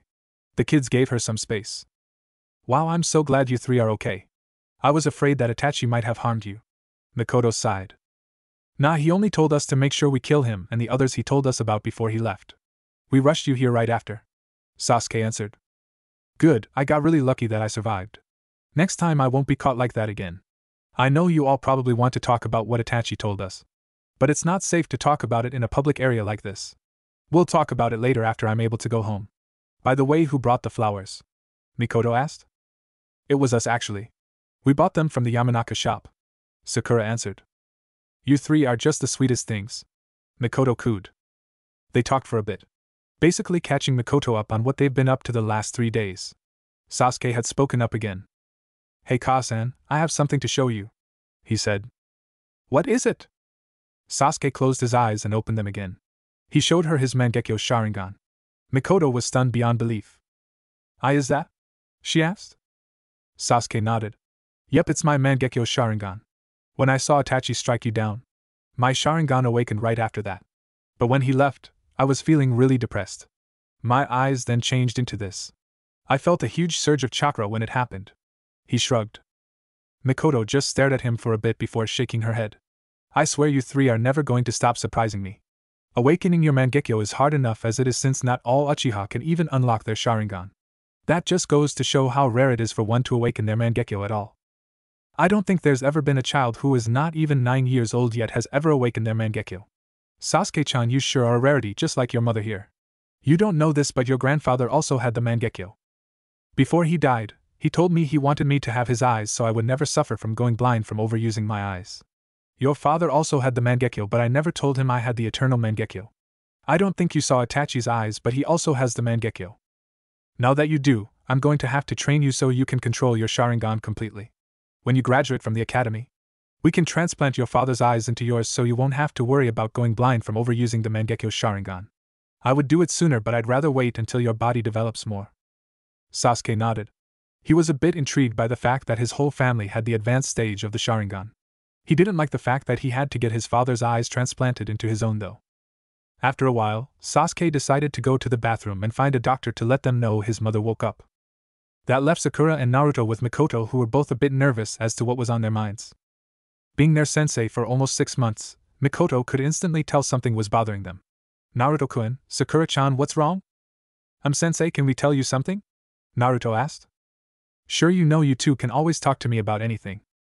Well, me and Naruto for the last few months have been getting really attached to you.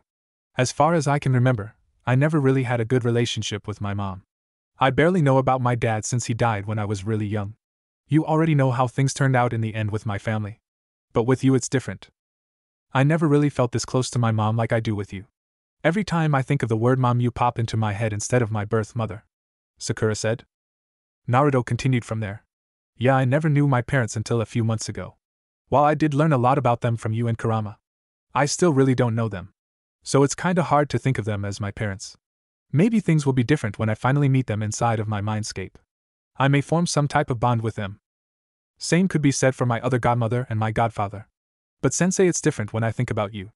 You're like the mother I've never had. It's kinda hard for me to stop myself from calling you mom sometimes, you know. Even Kurama said he thinks of you as my real mother. Mikoto was choked up. She was crying again, wondering just more was they about to say. So sensei, we talked about it with Sasuke and we were wondering if you wouldn't mind adopting us? Sakura asked. Mikoto pulled them both into a tight hug and sobbed. Of course I'll adopt you too. I've always felt like you two were my own children. Naruto and Sakura cried into her shoulders. They spent some time like that. Sasuke did show up until 20 minutes later. 2 weeks later. Come on, you three, we're almost there, Mikoto said. It's been 2 weeks since the Uchiha massacre. Word has been spread all throughout the continent about what took place. Mikoto had went to talk to Hiruzen about the incident. Hiruzen apologized to her for what had happened. She waved it off, not really caring for his apology. She heard enough of them at the time. They talked about it for a while, and Mikoto let him know that Danzo will be dealt with in the future by her kids. It was nothing Hiruzen could do to change their minds about it. Hiruzen didn't have too many problems with it, since it may be better off if Danzo was taken down. He was having his doubts that Danzo got rid of his root organization like Hiruzen told him to. Mikoto did let him know that Sasuke awoke in just Sharingan but kept his Mangekyo to herself. She also said that the Ciari was out of the question for both her and Sasuke. Hiruzen agreed, considering he knew he owed Mikoto a great deal after this massacre. After all of that, Mikoto had taken the adoption papers Hiruzen had gotten for her, along with a scroll that had Naruto's inheritance inside of it. Sakura was already given the rest of her parents' savings a couple months ago. She brought the papers back filled out the next day, officially becoming the adopted mother of Naruto and Sakura. They celebrated a lot that night. It was also the night Sakura and Naruto moved in with her and Sasuke officially. Ever since then, the kids have taken their training up to the next level. So Mikoto decided to spoil them and be a little lenient about the weapons. Since they started the academy in 2 weeks, she figured she could go take them to buy their weapons. They earned it after how hard they've been working. And we are here. This is the best weapons shop in all of Konoha. The owner actually is from the land of iron. He's good friends with the Mifune. He sells many top-notch material weapons here, she told her kids while they were walking in. What's his name again? Sasuke asked. Before she could speak up, an older male voice answered Sasuke. Well, young man, my name is Izuru Mishiro. I'm an old man who been around far too long. Old Izuru chuckled. Mikoto greeted him with a smile. It's good to see you again, Izuru-san. Our little Mikoto-chan, I see you haven't aged a bit ever since you were a kid still to this day. What brings you here? Izuru asked. You still too kind, Izuru. But I'm here so my kids can pick out a weapon they want to use. I've been training them for quite some time now. They are about to start the academy soon, she answered. Oh?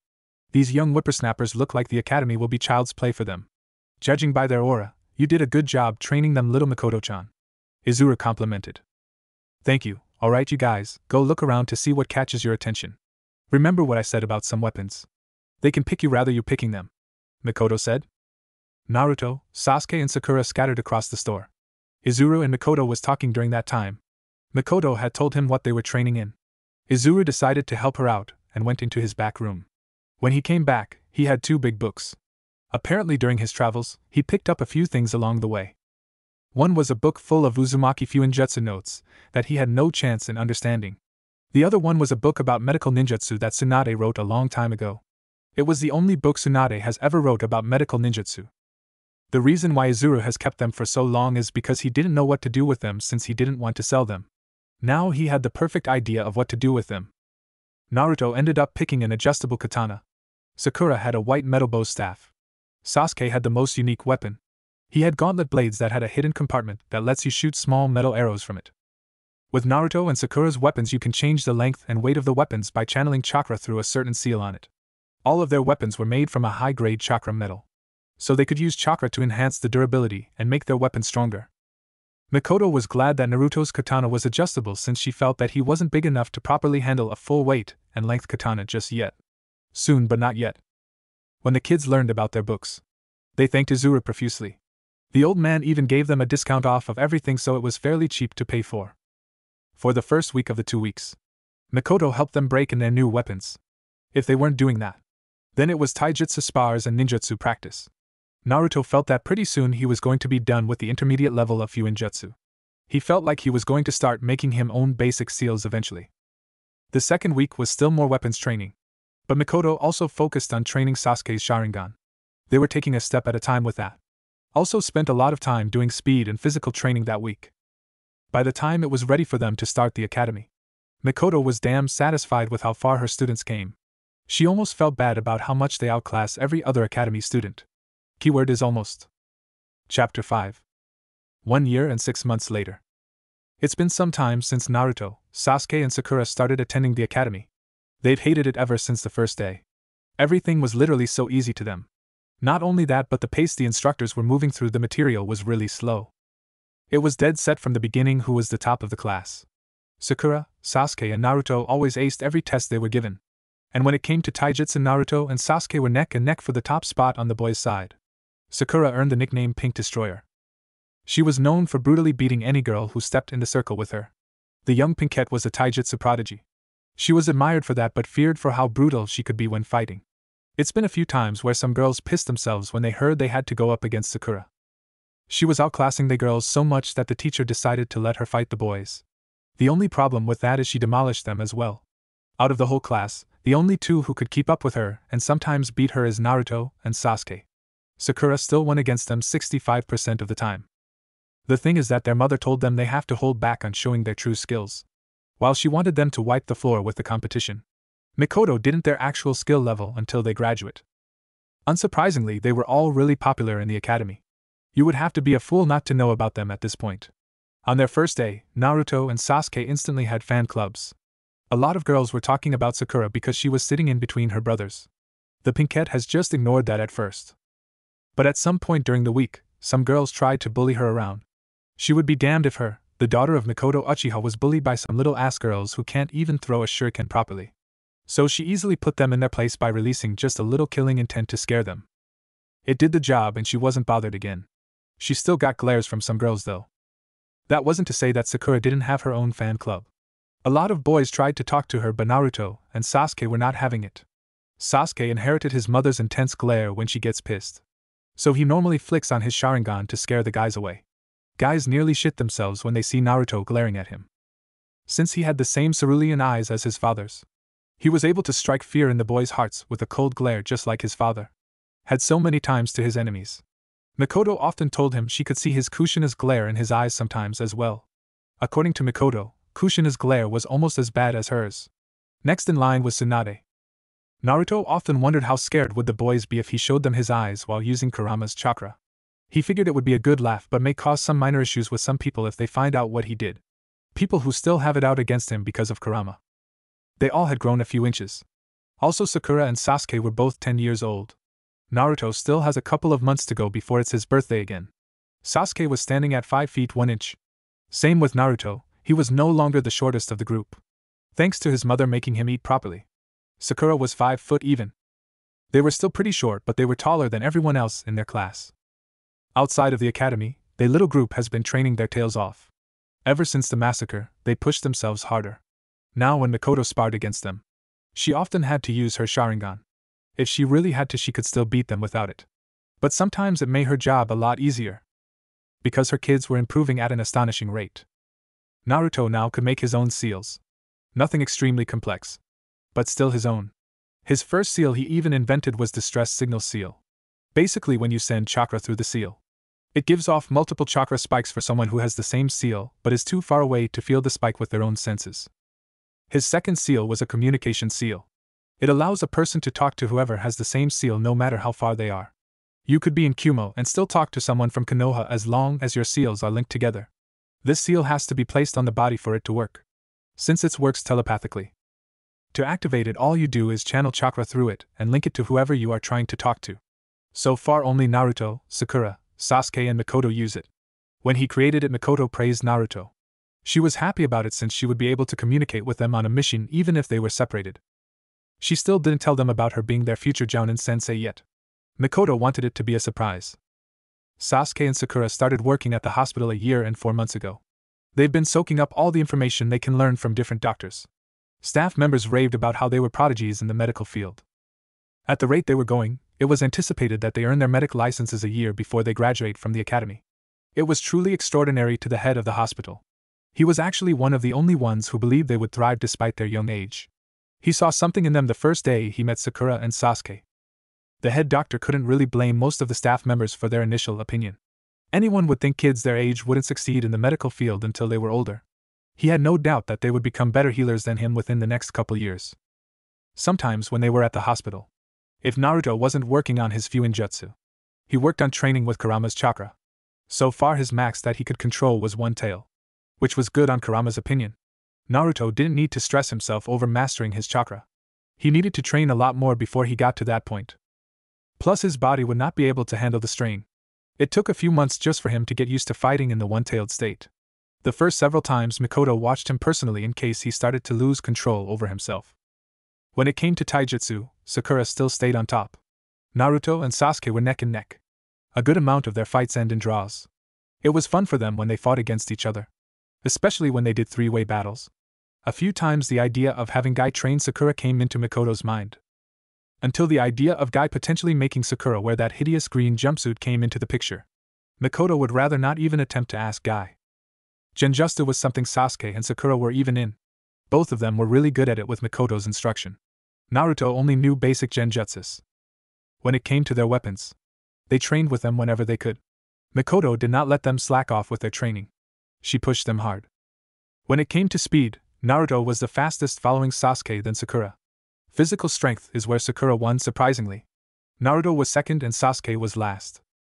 Sasuke and Sakura also practiced with their bloodlines as well. Sakura had much better control over her warrior mode. She also learned a few heightened abilities it gives her. Sasuke had pretty much mastered the regular Sharingan. Mikoto wanted him to wait a bit longer before she taught him how to utilize his Mangekyo. Although when he was alone, Sasuke did mess with it to see what he could do. Right now Naruto was at a flower shop. He wanted to start his own garden since recently he's taken an interest in gardening. Sakura was at home with their mother. Sasuke had a shift at the hospital he had to work. The exact flower shop Naruto was in was the Yamanaka flower shop. He was looking at certain flowers to see which ones he wanted to start planting. Figuring he should start off simple, he picked seeds for sunflowers, aquilegias, pansies, and sweet peas. When he went to the cashier, he saw none other than Ino Yamanaka at the register, which isn't all that surprising considering how much she talks about this place during class. "Oh, Naruto-kun," she squealed. Naruto rolled his eyes. "Hi Ino, I wanted to purchase these seeds for the garden I'm growing." Ino looked surprised. "You like to garden? Wait, you have a garden? You don't seem like the type to like it." "Yes, I like to garden, but I don't have a garden yet. These will be the first plants I grow. And I recently got an interest for it." Naruto shrugged. "Oh wow." Ino tried to hide her blush. "How come you aren't with Sasuke-kun or Sakura?" "Sakura is at home with our mom and Sasuke is busy at the hospital. He should be home in a couple hours," Naruto answered. Naruto paid for the flower seeds. "Well, if you ever need any advice for gardening, you can always come here and ask me, Naruto-kun." Ino smiled. "Thank you Ino, I'll see you in class." Naruto eaves before walking out of the store. Naruto did like Ino as a friend. But he didn't like her fangirl attitude. It's very annoying sometimes. Sasuke and Sakura shared the same feeling as he did. Walking down the roads, he still got glares here and there. But nothing compared to before. Oh no, Sasuke, Sakura and Mikoto made sure of that. They threatened anyone who dared look at Naruto that way. Because of that, Naruto was allowed to shop in most stores now. Without being overcharged either. On his way home, he sensed that he was being followed. He groaned inwardly because he knew exactly who his was. Hinata had developed a habit of following him around when she didn't think he noticed. It's been plenty of times he wanted to call her out for it. But Sakura convinced him to wait it out to see if she will develop enough confidence to talk to him. He didn't want to be mean, so he had little options. Whenever he tried to talk to her in class, she would blush profusely then pass out right after. It's kinda hard to make friends with someone who does that every time you try to talk to them. Sasuke pointed out how Hinata had a crush on him. But Naruto knew he couldn't focus on a relationship right now. Plus he didn't feel that way about Hinata. The young blonde had many other things on his plate, rather than worrying about dating. Plus, according to his mom, he was too young to date anyways. Naruto arrived at home. He opened the door and walked inside. "I'm home," he called out. A second later he heard his mother's voice. "We're in the living room, Naruto-kun." He took off his shoes and walked into the living room. He was greeted with the sight of Mikoto and Sakura sorting through photos. Kurama was resting his head on Mikoto's leg while she gently rubs her hand through his fur. During this last year and a half, Kurama was able to put his conscience inside a shadow clone. See, when Mikoto taught them the shadow clone jutsu, Kurama did some experimenting and was able to transfer his consciousness into a clone while leaving most of his power behind inside of Naruto. Although he would instantly appear as a mini nine-tailed fox instead of a Naruto clone. Apparently he can transform the clone to look like him before the clone actually appears on the outside. Since Naruto uses Kurama's own chakra to make the clone, Kurama's body is more durable than a standard shadow clone. He can stay outside of the seal for as long as he wants, as long as the clone has enough chakra to stabilize itself. It was really confusing at first, but everyone got used to it. Naruto is sure Kurama hasn't been back inside the seal for almost a week now. Not that he could blame him. Pictures? He said. Yaka-san decided she wanted to make a photo album of all of us. Sakura replied. I started one of me, Sasuke, Itachi and Fugaku. But Itachi and Fugaku never liked taking pictures. And they weren't around that often. So I gave up on making an album. But now I can start one with our new family since I have plenty of pictures of you three. Like this one right here is when you killed your first animal Naruto-kun. Mikoto pointed to a picture. Naruto looked at the picture she was pointing to. It definitely was a picture of that day. He killed a rabbit at that time. That was the day that Mikoto showed them how to skin an animal. Then she showed them how to cook the rabbit. While Naruto did feel bad for killing the rabbit. The overall day was one he would never forget. Here goes one of when you and Sasuke smashed Sakura's face in her birthday cake on her birthday. She really let you two have it that day. Mikoto showed him another picture. Naruto shuddered at that memory. Another day he would never forget.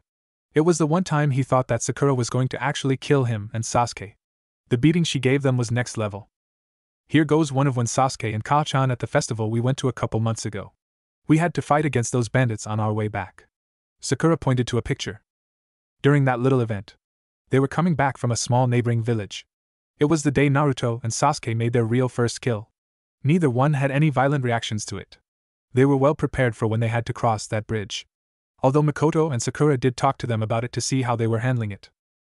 Time really has flown by. Naruto said out loud. It really has, you three are growing up so fast right before my eyes. I want you to stay my babies forever. Mikoto sighed. Hey, we'll still be around Ka-chan. I don't know about Naruto or Sasuke. But I'm not moving out until I'm like 25. Honestly, I may just live with you for the rest of my life. Sakura said. Yeah, I don't see myself leaving you either, Ka-chan. Naruto agreed. You kids will understand when you're older. Young adults tend to want independence, and not live under their parents. Mikoto told them. Naruto and Sakura looked at each other before shrugging. Now since you are here, Naruto-chan, you can help me and Sakura-chan with the photo album. Mikoto smiled. Another year later. Sasuke was walking through the village. He was now 11 years old. His hair had grown longer. Now he was in his third year at the academy along with his siblings. The raven-haired boy had just finished his shift. Sakura still had 2 hours of her shift left. Within the next few months, they would get to take the test that will decide if they will get their medical licenses. While he was confident that they would pass, Sakura made him study with her so she could make sure that they weren't forgetting anything.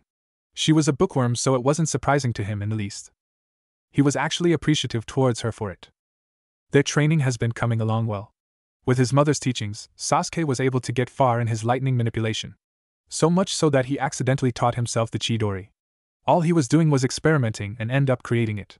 When he showed it to his family, Mikoto was surprised and told him that he learned the signature technique of Kakashi Hatake. Sasuke freaked out thinking he was going to get in trouble for using someone else's originally jutsu without their permission.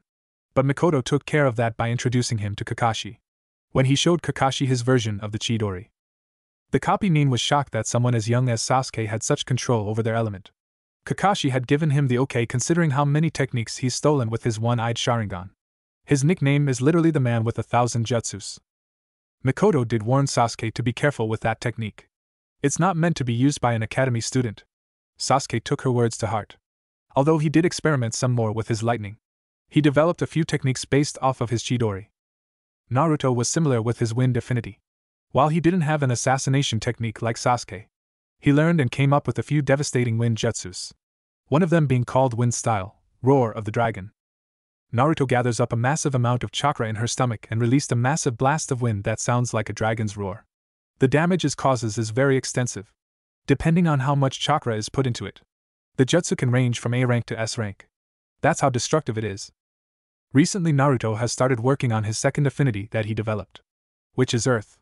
That didn't mean that Sakura, Sasuke or Naruto didn't know more jutsus of other elements. Oh no, Mikoto would be damned if that were the case. Sakura over the last 2.5 years has figured out a way to fully utilize her unnatural physical strength. She tried using chakra to do more than just enhance her strength just a bit. Sakura had tried storing chakra in her hands and releasing it on impact to see what would happen. What happened was her discovering the key to maximizing her strength. When she showed this to Mikoto, said woman nearly flipped out of her shoes. She explained to Sakura that the pinkette recreated Tsunade's strength technique. Mikoto had a feeling that Sakura may be able to do because of her precise chakra control. But she didn't expect that to happen until years from now. So Mikoto helped her daughter get used to fighting while using the super strength technique at the same time. It was quite a task for Sakura that was going to take time for her to master. Another thing for Naruto is that he can use the Uzumaki adamant in chains. He happened during a spar when the young blonde had a battle royale with his clones. One of his clones caught him off guard and delivered a right hook. That led to his clone tag teaming against him. Somehow a chakra chain shot out of Naruto's back. When another one of his clones tried to sneak attack him. So he was no longer the only one without a bloodline. Sasuke advanced well with his Mangekyo Sharingan. He was good enough with medical ninjutsu that he could heal any damage done to his eyes. Luckily Sasuke has yet to have any glimpses of blindness in his vision. So far Mikoto showed him how to use Amaterasu, Tsukuyomi, and he could partial summon Susanoo. Another thing about Sasuke's Mangekyo. He fights with greater fluidity in his movements. Mikoto is the same way. Neither of them knew that Madara Uchiha also had similar fluidity. Although using those techniques more than twice puts a great strain on Sasuke's chakra. When he first started, he couldn't even use Amaterasu more than once before exhausting himself. Mikoto said it was because his reserves aren't that huge yet. For his age they are, but using Mangekyo techniques are very chakra-consuming for Jounin-level reserves too. Still to this day he can only hold his partial Susanoo for no more than 2 minutes before he uses up his chakra.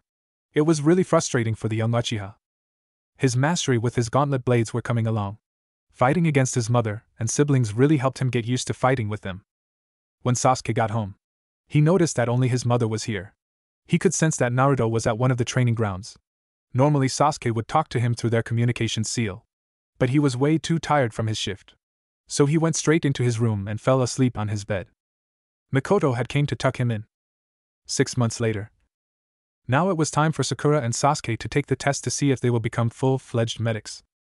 It was so nerve-wracking that neither one of them could sleep at all because of how nervous they were. Everyone else seemed to have complete confidence in them. Mikoto and Naruto were waiting for them in a separate waiting area.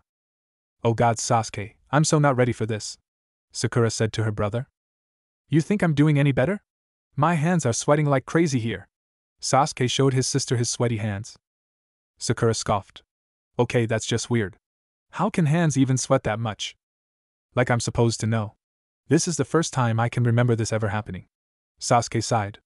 "I just want to get this over with so they can tell me that I failed already." "You and me both, bro." Sakura patted his shoulder. It was another 5 minutes before the head doctor came into the room. "Alright, you two, follow me. I'm going to lead you to the rooms you'll be taking your test in." They did as they were told. The head doctor's name was actually Satoshi Yukashi. Sasuke and Sakura have gotten to know him pretty well over the years. He was the one who they did their first surgeries with. Satoshi was also a great mentor to them as well. Obviously they had to be in separate rooms so no one can accuse them of cheating.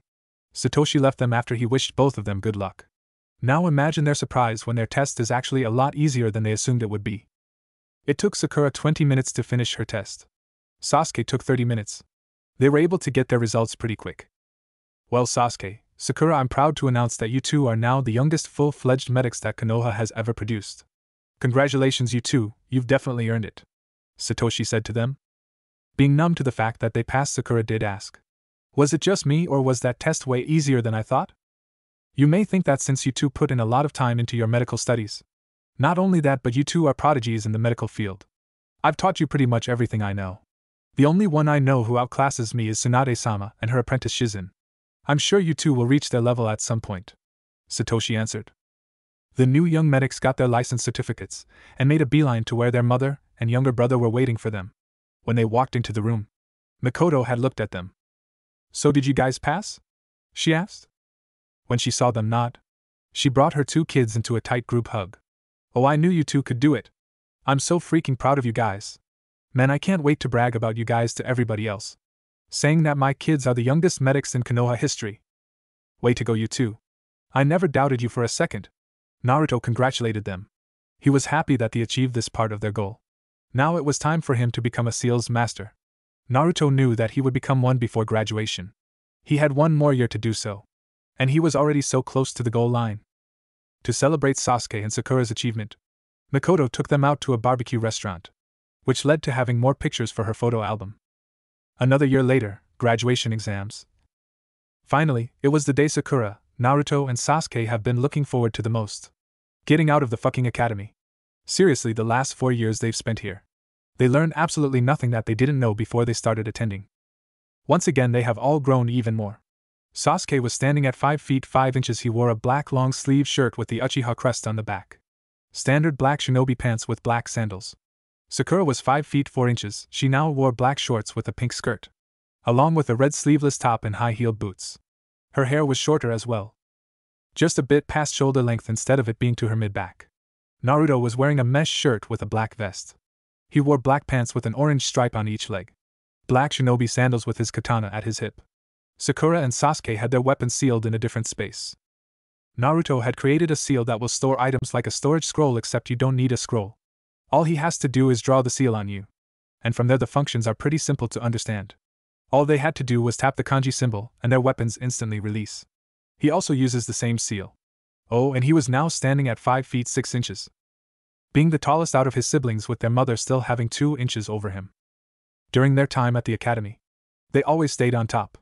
Teachers nicknamed them the Golden Trio, much to their annoyance. What was really disappointing is that no one in their class seemed to take their career seriously. They did know not to underestimate Shikamaru. His intelligence was on another level. If only he applied himself more. Ino was still an annoying fangirl who wanted both Naruto and Sasuke. Shino was pretty quiet. Choji just liked eating. Kiba was still flat out annoying, always trying to prove he's the alpha over Naruto and Sasuke. And Hinata was still a stalker after all this time. Sometimes it was hard to believe that their peers can be so behind. Did they not work on their skills during the last 4 years? Granted, none of them had an S-ranked kunoichi as their mother to train them. But still, it's like they didn't even try to reach Genin level. Naruto, Sasuke and Sakura had reached Jounin level. Elite Jounin level according to their mother. So one could understand why it was so frustrating being around peers who had no idea what the shinobi world is truly like. Then again, they had to realize that none of their peers went through as much as they did at a young age, since they have already taken the exam and passed. Now they were waiting to hear the team announcements. Team 1 Irika started off. The Golden Trio were tuning him out. It was discussed on who would potentially be their sensei. The best guess they could come up with is Kakashi. Alright, so now Team 7.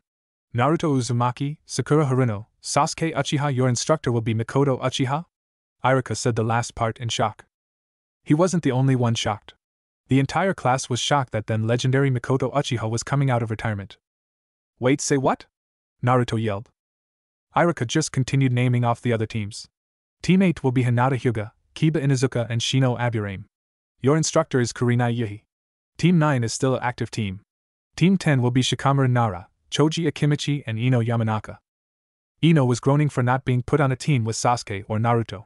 Hinata was sad that she didn't get placed on a team with Naruto. Meanwhile, Sakura, Sasuke and Naruto were trying to wrap their heads around what they had heard. Why the hell didn't she tell us that she was coming out of retirement? Sasuke wondered. Sakura sighed. Knowing Kasan, she wanted it to be a surprise. Well, she definitely surprised us alright. Naruto chuckled. All the other teams had left, leaving them the only ones still here. It's only been 10 minutes since the last team had left. As they were talking amongst each other, the door randomly slammed open. Team 7, your Jounin instructor Mikoto Uchiha is here. Mikoto stood proudly in her Jounin uniform, her headband tied across her forehead. She was smirking at her children, who seemed to be looking at her like she wasn't real. Are we sure this isn't a genjutsu? Naruto asked his siblings. Oh no, baby boy, I'm the real deal. Your mother is here in the flesh and out of retirement. Mikoto grinned. Chapter 6. Konoha, Training Ground 7. So how come you're our Jounin sensei? Naruto asked. Team 7 was now on the training ground. While they mostly trained in the Uchiha district, or in the Forest of Death, from time to time, Mikoto would bring them here to train. Because years ago I forced the Hokage to make me your instructor. He owed me and still does after all the fuck-ups he's had that caused trouble for us.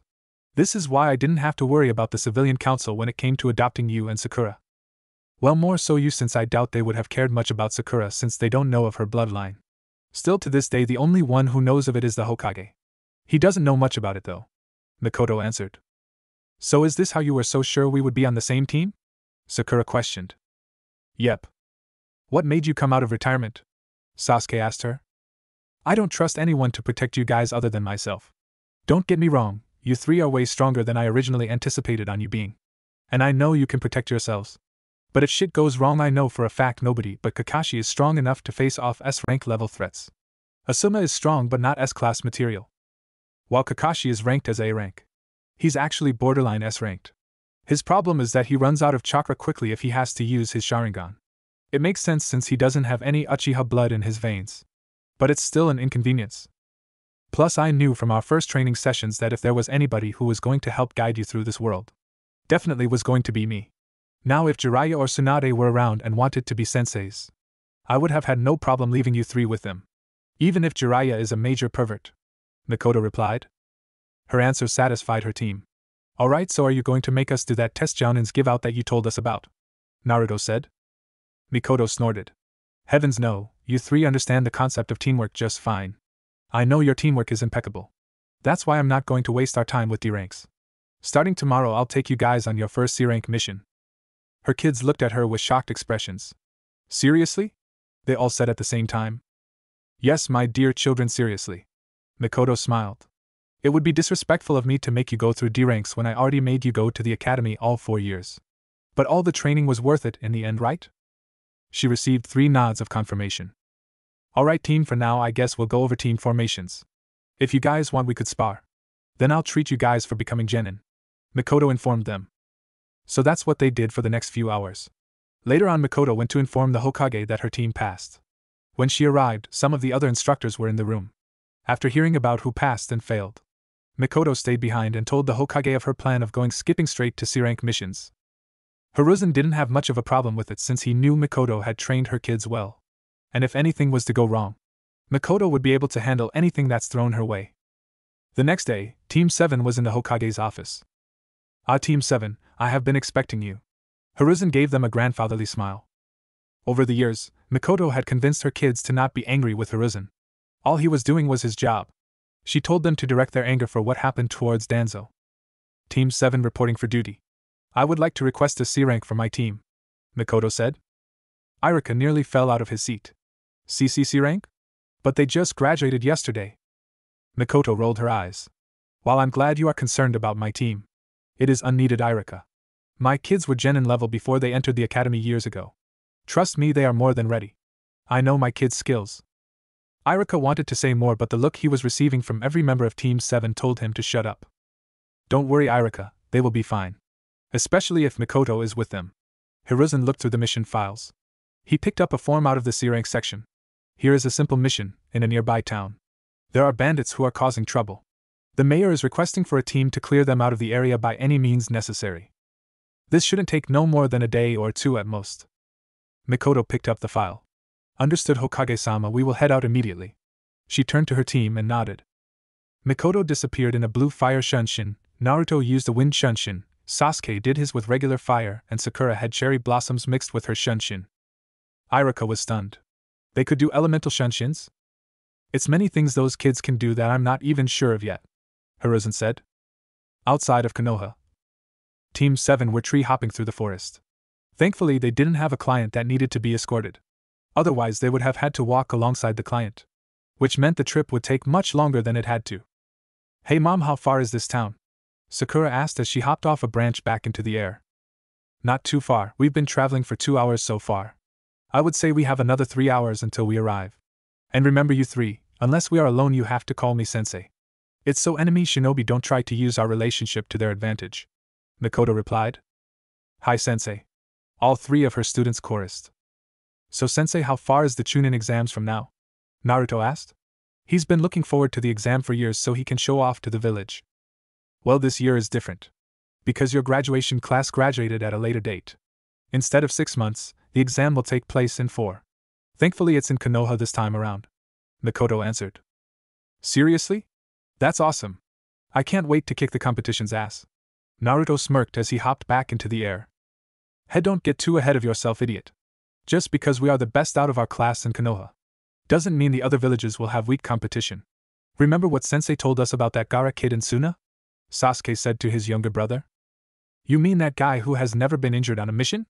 Wasn't he the Jinchuriki of Kurama's crazy sand brother? The one who Kurama likes the least? Sakura voiced. The very same. He's someone we shouldn't take lightly. Especially if he's as bloodthirsty as the rumors say. Sasuke answered her. Naruto shrugged. So what? That just means we'll give him his first ass kicking. He's strong, that for sure. But I'm sure either of us can put him down. Yeah, until he unleashes Shikaku. Sasuke rolled his eyes. Even then you guys know we can handle it. Kurama just told me Shikaku shouldn't be difficult as long as he doesn't use a tailed beast bomb.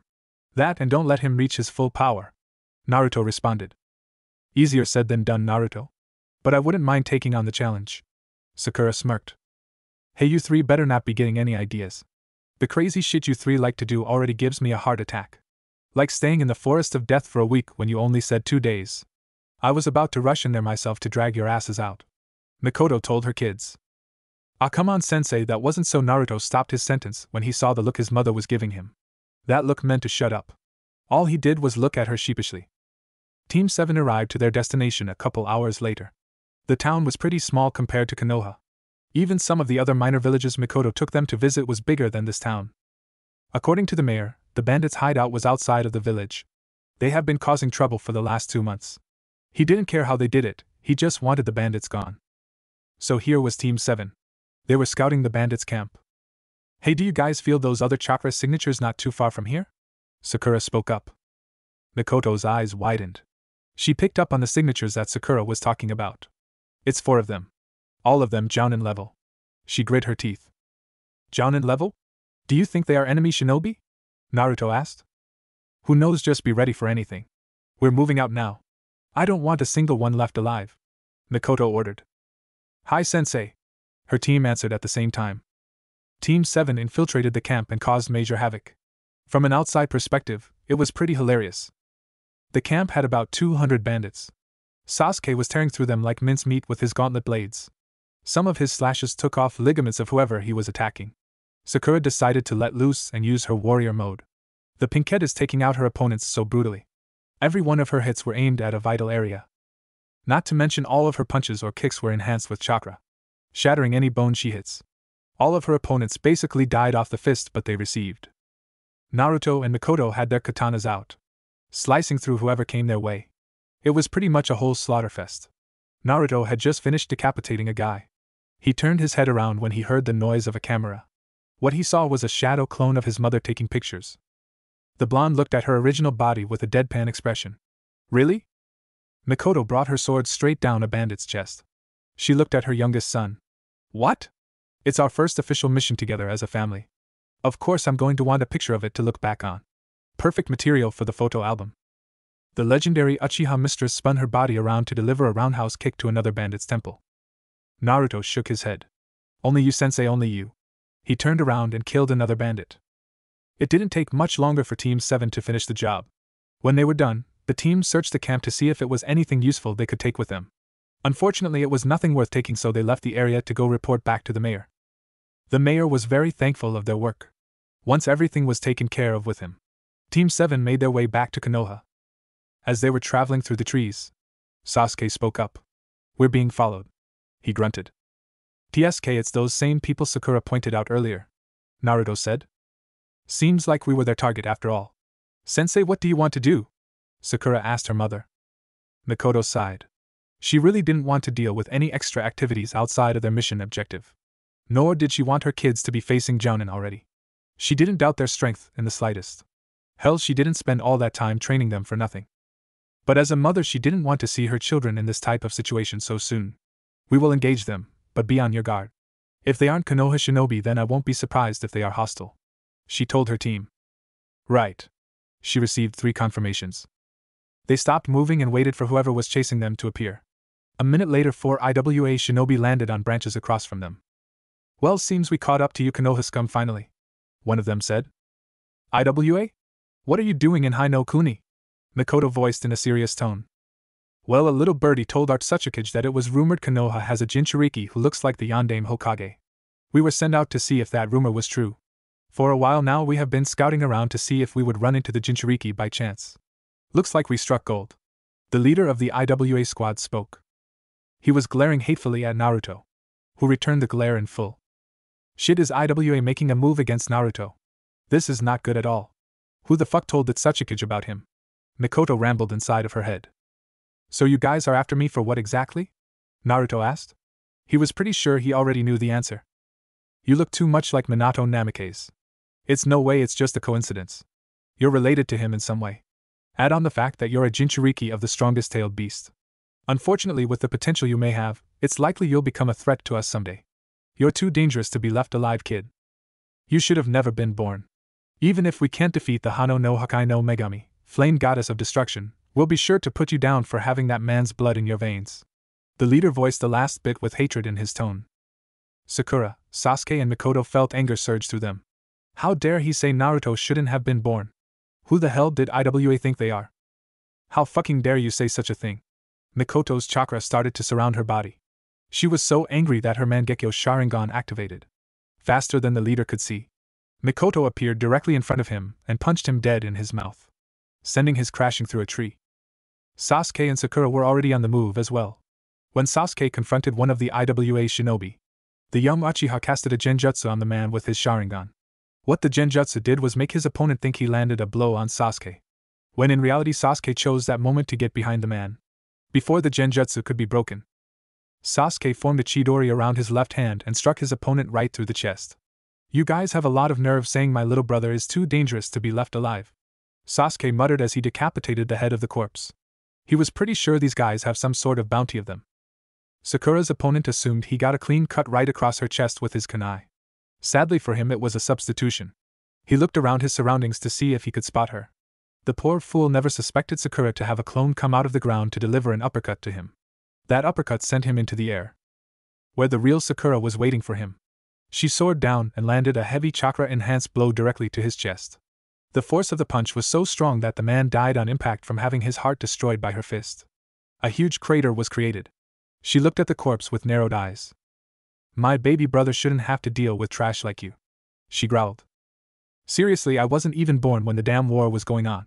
It's been over 15 years, you guys need to move on, Naruto said as he was engaging in back-to-back blows against his opponent. Surprisingly, the jounin he was facing was proficient in kenjutsu. Unfortunately for him, he was being toyed with. When he tried to slash his sword against Naruto's, the young blonde easily avoided the blow and stabbed the man right through his gut. D-damn Namikaze, those were his opponent's last words before collapsing on his back and dying. TSK, I'm more than just a Namikaze. My full name is Naruto Uzumaki Namikaze Uchiha, Naruto grumbled before decapitating the head of the corpse. Mikoto was staring down the leader. She had pretty much beaten him to a bloody pulp. Now the man was shaking while trying to stand. Shit, she's really lives up to her name. He coughed up blood. Mikoto held her katana out. She casted the flames of Amaterasu around her sword. Normally the black flames will burn through anything. However, with Mikoto's mastery over her flames, on top of her sword having special properties to accuracy of her deceased sister/former partner, the sword could withstand the intense flames. With her eyes still showing her Mangekyo, she slowly walked up to the leader. You fools seem unable to just let go of a grudge. To say that my son is too dangerous to be left alive? He shouldn't have been born? That earned you the death sentence. Don't think I don't know have a fifth member. They did pretty well with hiding their chakra signature. Sadly not good enough. So here's a little message to send back to the old fool Onoki. If you want keep coming after my Naruto's life, then tell him Mikoto Uchiha said we will give him hell. Mikoto spoke so coldly to her opponent. Being frozen in fear, the leader didn't even blink realize he had been cut. Mikoto moved so fast that he missed it. She cut him down right through the chest, letting her Amaterasu flames burn her opponent to ashes. Once she saw nothing left of the body, Mikoto used her Sharingan to put out her black flames. When they were out, she deactivated her Sharingan and sighed. She turned around to see that her team was walking up to her. You guys have any trouble with your fights? Mikoto asked them. No, but Kami remind me to not piss you off, Sasuke replied with a smirk. Damn mom, your chakra felt so powerful and dark. You looked so badass. Naruto looked at Mikoto in awe. No wonder Kurama calls you the second coming of Madara Uchiha. You know, mom, if the opportunity comes up, you should become the Hokage. It would be groundbreaking. The first female Hokage and the first Uchiha to be Hokage, Sakura said with a thoughtful expression. Mikoto chuckled at them. Well, I did tell you guys stories of how me, Kushina and Minato did a lot of damage during the war. That guy knew he was facing death going up against me. And you know what, Sakura-chan, I just might consider it. Naruto-kun, your chakra can get pretty scary too when you're using Kurama's. Yeah, but that's not really my own chakra though. Yours is all you. Naruto shrugged. That may be true, however, since yours and Kurama's chakra is merging as we speak, you could call it yours as well. Anyways, I take it you guys got their heads for bounties? Mikoto asked. Yeah, we have 3 IWA heads ready to be cashed in, Sasuke answered. So the mission rank doesn't raise since they appeared after we completed our mission, right? Sakura asked her mother. Usually no, but in some cases it does. It all depends on the Hokage really. He may do it since it's your first mission as genin. I just wonder how long will it take for word to get around about this incident. Let's not forget about the possibility of Onoki putting you three in the bingo book. Mikoto sighed. Well, it's not like we can avoid it. Someone is eventually going to put us in if he doesn't. But seriously, were they really jounin? Naruto said. Yes, they were, maybe not elite jounin, but jounin nonetheless. Come on you three, let's hurry back home to report. I'm in need of a nice long bath. Mikoto replied.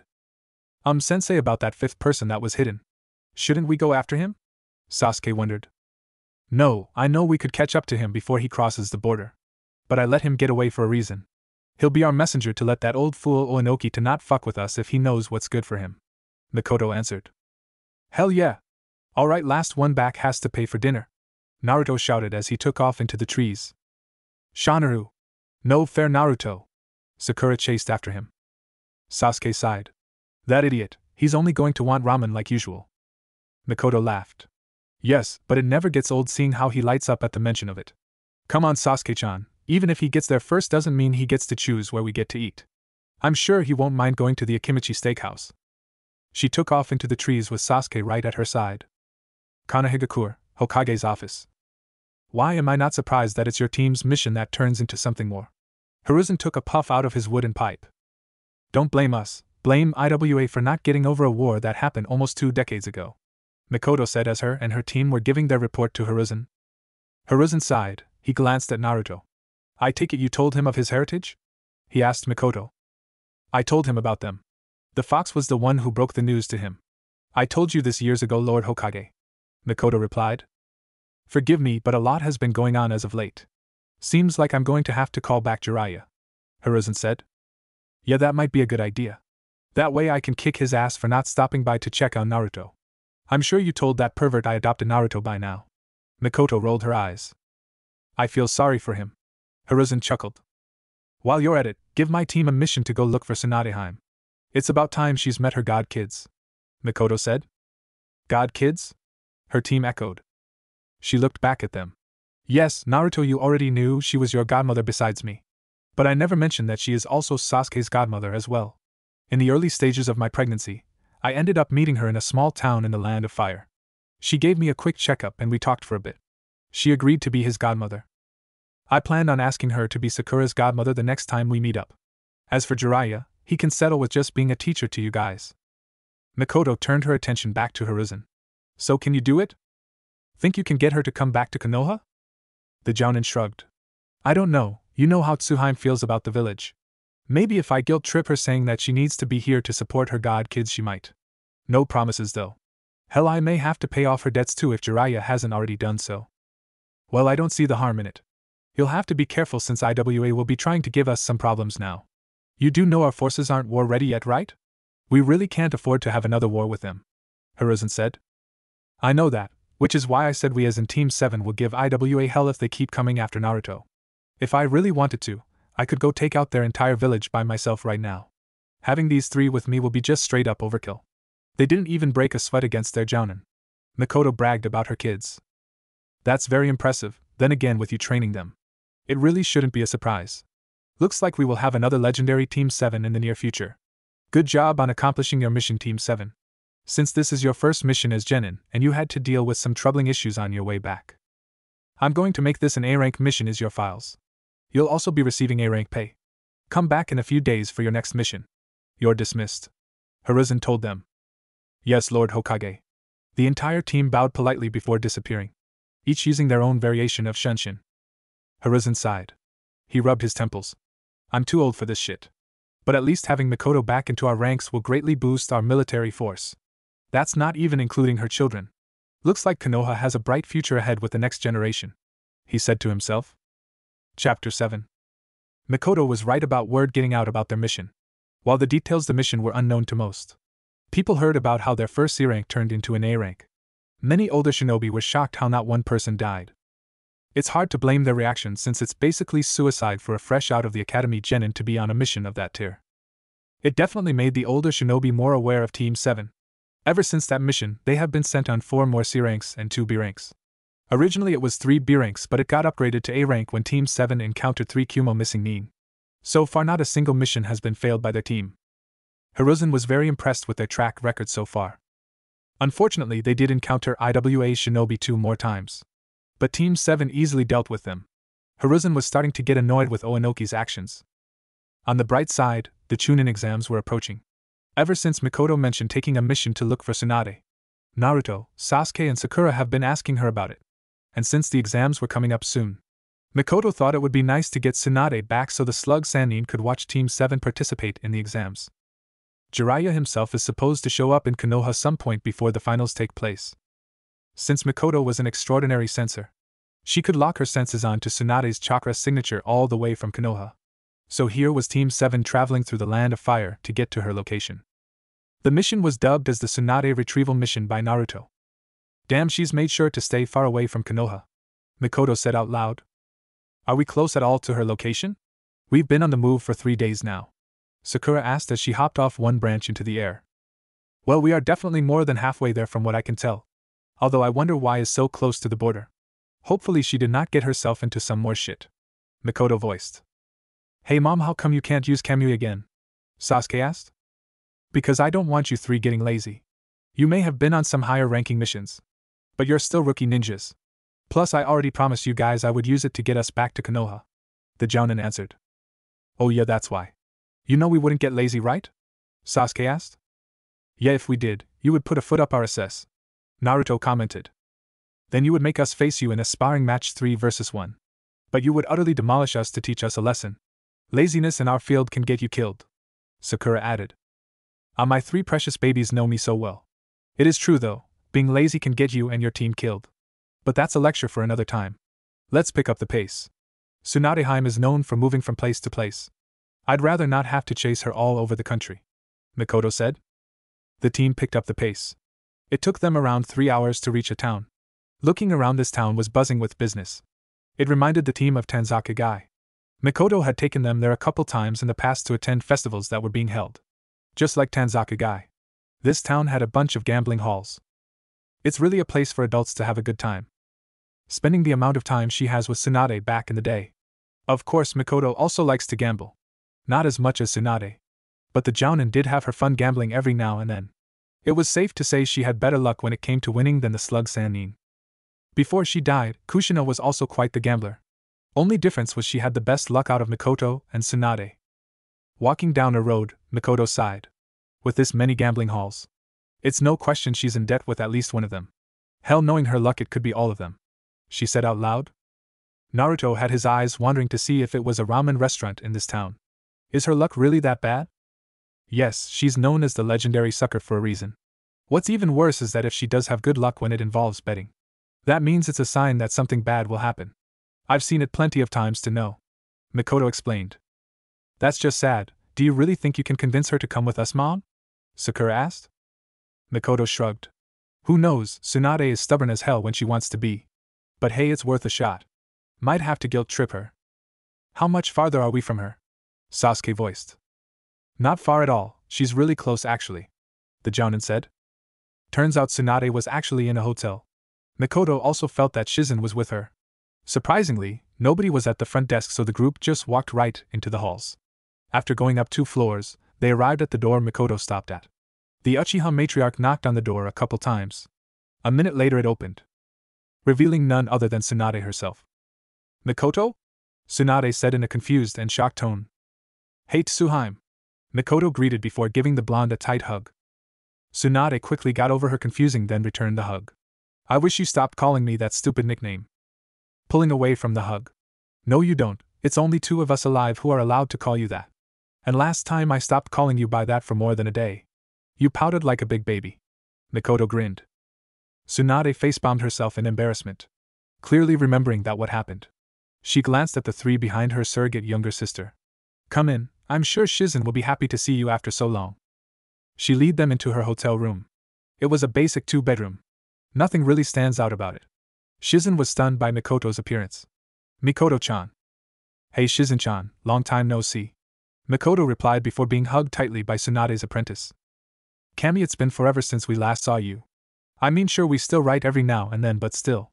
Shizen said while feeling Mikoto return her hug. Tsunade was paying more attention to the three kids in front of her, not really recognizing any of them.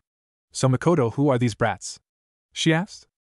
Sakura, Naruto, and Sasuke all had tick marks on their foreheads from her comment. Mikoto had pulled away from Shizen to look at Tsunade. They don't take kindly to being called brats, Tsuhime. But I'm surprised you don't recognize the boys. Allow me to introduce to you my kids. Sasuke is the one who looks like me. He's the middle child. Naruto is my youngest, I'm sure you can guess who he is. Sakura is my eldest and only daughter. She's like a mini-me of my younger self. With some mix of you in there actually. But their full names are Naruto Uzumaki, Sakura Haruno, and Sasuke Uchiha. She proudly stated. Tsunade and Shizen were surprised. Kids? Well, I can clearly see now that Naruto is Minato and Kushin a kid. Sasuke is obviously yours, but no offense, Sakura doesn't look like you at all. Tsunade voiced. It's a long story, but to make it short. About 6 months before the massacre of my clan, these three became friends and wanted to become shinobi. So I offered to train them. My relationship with Sasuke grown so much stronger during those months and so on. Naruto and Sakura I had to develop a bond with, but we hit off pretty quickly. Since the council didn't let me adopt Naruto as my right as his godmother at first, I wasn't in his life for several years. But I'll give you the details later. After the massacre I adopted them, and we've been a family since. Mikoto explained. Tsunade nodded in understanding. She looked back at the genin. So those boys are my god kids, huh? They've sure grown into fine young men. Damn right they have, and they are still growing. Also, I wanted to ask if you wouldn't mind being Sakura's godmother as well. I know the likelihood of me being killed is slim to none. But you never know what could happen in our lifestyle. So do you mind? Mikoto asked. The slug Sannin shrugged. Sure, it's only fair since she is your child as well. I'm sure Shizen would treat them as her own younger siblings. Anyways, what brought you to see me? Especially without at least giving me a heads up first? I want you to come back to Konoha. The raven-haired jounin replied. Tsunade and Shizen seemed very surprised by her answer. The slug Sannin frowned. Why now? Don't tell me Sensei wants me to take his position? Mikoto snorted. You being Hokage? Now that's something I'll pay to see. But I have no idea what he has planned. He never mentioned anything about giving his hat to you. I personally asked him to give my team a mission to come find you. Tsunade sighed. At least you're not asking me to take that title. But why didn't you just ask me this through a letter? Because Tsuhime, you would avoid giving me a straight-up answer. I know how you feel about Konoha, Mikoto said. I know that you know, so why are you even asking me when you know my answer? Tsunade asked. Because my kids wanted to get to know their godmother. They've been pestering me about meeting you for a long time now. Especially after all the stories I've told them about us from back in the day. Plus you owe me Tsu-chan. I've let you off the hook because I know you were grieving over the loss of Dan and Nawaki. But damn it, it's about time you and Jiraiya start doing your part. My kids want you in their lives, Tsu-chan. It's been over a decade for fuck's sake. Mikoto answered. Tsunade winced slightly. She knew her younger sister had a valid point. She hasn't been doing her part as a godmother at all. When she looked at the faces of Naruto, Sasuke and Sakura, the slug Sannin felt guilt running through her. Another point is the chunin exams are starting less than 3 weeks. I thought it would be nice for you to see how strong and talented your godchildren are. Sasuke and Sakura are actually very talented in the medical field. They're the youngest medics in Konoha history. And yes, I mean full-fledged medics. They earned their license certificate a year before they graduated the academy. Mikoto continued. Now that was shocking to hear for Shizen and Tsunade. Really? They must be prodigies of some sort to pull that off. The blonde commented. That's what they say at the hospital. The head doctor says they are basically as good as him when it comes to healing. Mikoto proudly stated about her kids. And I'm assuming you think I can take their already good skills to the next level? Tsunade voiced. You and Shizen are the only ones who can. I'm sure you wouldn't mind having 2 more apprentices. Sakura-chan here is also capable of using your super strength technique. Mikoto smirked while placing a hand on her daughter's head. Tsunade's eyes became wide. Really now? Her chakra control must be extraordinary. Damn near perfect. Almost no genjutsu has any effect on her. Unless I use some real heavy Sharingan-based genjutsu like Tsukuyomi. But even then, if you give her enough time, she can break it. She's the only person who is not an Uchiha by blood that can break Tsukuyomi. At least the only one I know of so far. Mikoto explained. Damn, now that's impressive. You know you're lucky I'm over both my grief and phobia of blood. Tsunade said. Oh? So you finally got over it? Mikoto clearly surprised to hear this. The slug Sannin nodded. About 2 years ago I was able to move on. I had gotten over their deaths thanks to a certain incident that took place. My phobia was cured when the Reikage came searching for me one day a few years ago. He had a medical issue that needed to be treated, so he requested my help. I refused and said Shizen could handle it. The procedure was a very delicate one, but well within Shizen's capabilities. But that unruly I only wanted my expertise. Me being as stubborn as I am kept denying him. So he decided to bet me in a game of arm wrestling. Because of that damn lightning cloak of his. He was able to beat me just as I was about to win. So I had no choice but to perform the procedure. I haven't had a problem with blood since. Well, that's certainly good news. So are you going to come home and spend time with your family? Or are you going to break the hearts of your godchildren? Mikoto asked. She won't be breaking my heart, Naruto commented. He received a light hit on his head by Mikoto. Tsunade chuckled. At least he's honest. Just like Kushina-chan. Fine, if you want me to return back to Konoha so bad, then I will. If you were Jiraiya, I would have given you a much harder time. Unfortunately, me and Shizen don't really have anywhere to stay. Mikoto rolled her eyes. Obviously you two are going to be living with us in the Uchiha district. We have plenty of room in the house we live in. Tsunade shrugged. That's fine with me, you always knew how to make a place feel homey. The raven-haired jounin looked at her kids. Well, you three, looks like we accomplished our mission. We are really on a roll here. She grinned. Yeah, it feels kinda disappointing since we didn't really do anything though, Sasuke voiced. Agreed, I kinda assumed she was going to put up a much bigger fight against going back, Sakura said. She would have if she was still grieving. But thank God she's over it. Saves me a lot of energy. Plus Tsuhime knows she misses me. Mikoto smiled. Tsunade rolled her eyes. Oh yes, I miss my dear little Mikoto-chan oh so much. I cried every day I couldn't see you, she sarcastically remarked. Atsu-chan, you're so adorable. Mikoto cooed at her older surrogate sister. The slug Sannin groaned. Shizen, why am I going back to Konoha again? She asked her apprentice. Shizen smiled after her master. Because you love Mikoto-chan. I can't count the number of times you complained about not being able to see your cute little sister. It's been a few times you actually cried over it. Traitor! Tsunade yelled. Atsuhime! Mikoto tackled Tsunade into another hug, causing both of them to fall on the ground. I knew you missed me. I missed you so much. I thought about you every day, my precious Tsunichin. The raven-haired jounin kissed Tsunade on her cheek. From an outside perspective, it was definitely a weird scene taking place. Well, I feel bad for Tsunade. When mom gets like that, she doesn't stop for a while. Sakura's sweat dropped. At least it's not us she's doing it to this time. Sasuke shook his head. Shizen, being curious, asked. How often does she get like that? More than you would think. Sasuke, Sakura and Naruto answered together. Later. Since it was decided they would stay in town for the night then head to Konoha tomorrow, the genin went around town to see more of it. Mikoto and Tsunade were sharing a bottle of sake. Shizen was with them, but she chose not to drink. In about an hour, all three of them were going to meet the kids up and go out for dinner. So explain how Sakura ended up being adopted into the Uchiha clan? Didn't you say her last name was Haruno? If I'm not mistaken, isn't that the same name of that woman you couldn't get along with? Mabuki, wasn't it? Tsunade said as she took a swig of her glass. Yeah, the very same. Mabuki is Sakura's birth mother. Here's the full story. Sakura's father died when she was 4 years old. Mabuki became very unstable mentally after his passing, resorting to become a drug addict. For 2 years she was like that until a man named Hiro came into the picture. According to Sakura, Mabuki changed when she got married to him. Not in a good way. About a few months into the marriage, Hiro slowly began abusing Sakura. For 2 years he was molesting her. Because Hiro had groomed Mabuki to become dependent on him. She also abused Sakura physically and verbally. Hiro himself told Sakura what he was doing to Mabuki. This is where shit really hits the fan. The day that my kids all became friends is the day that bastard Hiro tried to rape Sakura. Because of the fear and stress she was under, Sakura awakened a very rare bloodline that allowed her to kill Hiro just before he could actually do the deed. According to Sakura, while she wasn't in control of her body, she watched the whole thing happen. Apparently Mabuki did too for the most part. Once she saw Sakura kill that bastard, she cried and started insulting Sakura, calling her a demon just like Naruto is, saying that she couldn't live without Hiro. Mabuki killed herself to follow him. Sakura left her home and ended up meeting the boys afterwards. Mikoto explained. That's terrible, poor Sakura-chan. Shizen voiced. As fucked up as that situation is, good riddance to both of them. Was he a civilian too? Tsunade asked. Shaking her head. No, Hiro was a retired chunin. Although Sakura's father was a civilian like Mabuki. Well, I can see she's in good hands if you're taking care of her.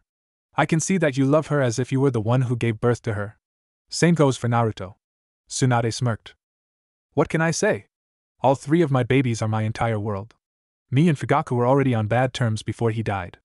Itachi, the situation with him is difficult. I still love him as my son. But I don't know how to feel about him killing so many innocent people. Mikoto paused for a moment before saying, What am I about to tell you is top secret. Only me, my kids, Itachi, and the village higher-ups know the true reason behind the massacre. Apparently the higher-ups in my clan were plotting a coup d'etat. Itachi, being one who attended the clan meetings, acted as a double agent for the Hokage. He reported was what going on the old man. The third tried to set up meetings with Fugaku to try to talk about the situation. But Fugaku, like many prideful Uchihas, let his arrogance cloud his judgment and ignored the requests, leaving the old man no choice but to make a decision. Unfortunately, Danzo got involved and gave Itachi a choice. Either side with our clan and risk many innocent people to die in the crossfire of a civil war, including Sasuke. Or to choose Konoha and eliminate our clan all except for Sasuke. Itachi attempted to kill me. Since I was rusty and caught off guard, he cut me deep. The kids were there also, so they rushed me to the hospital.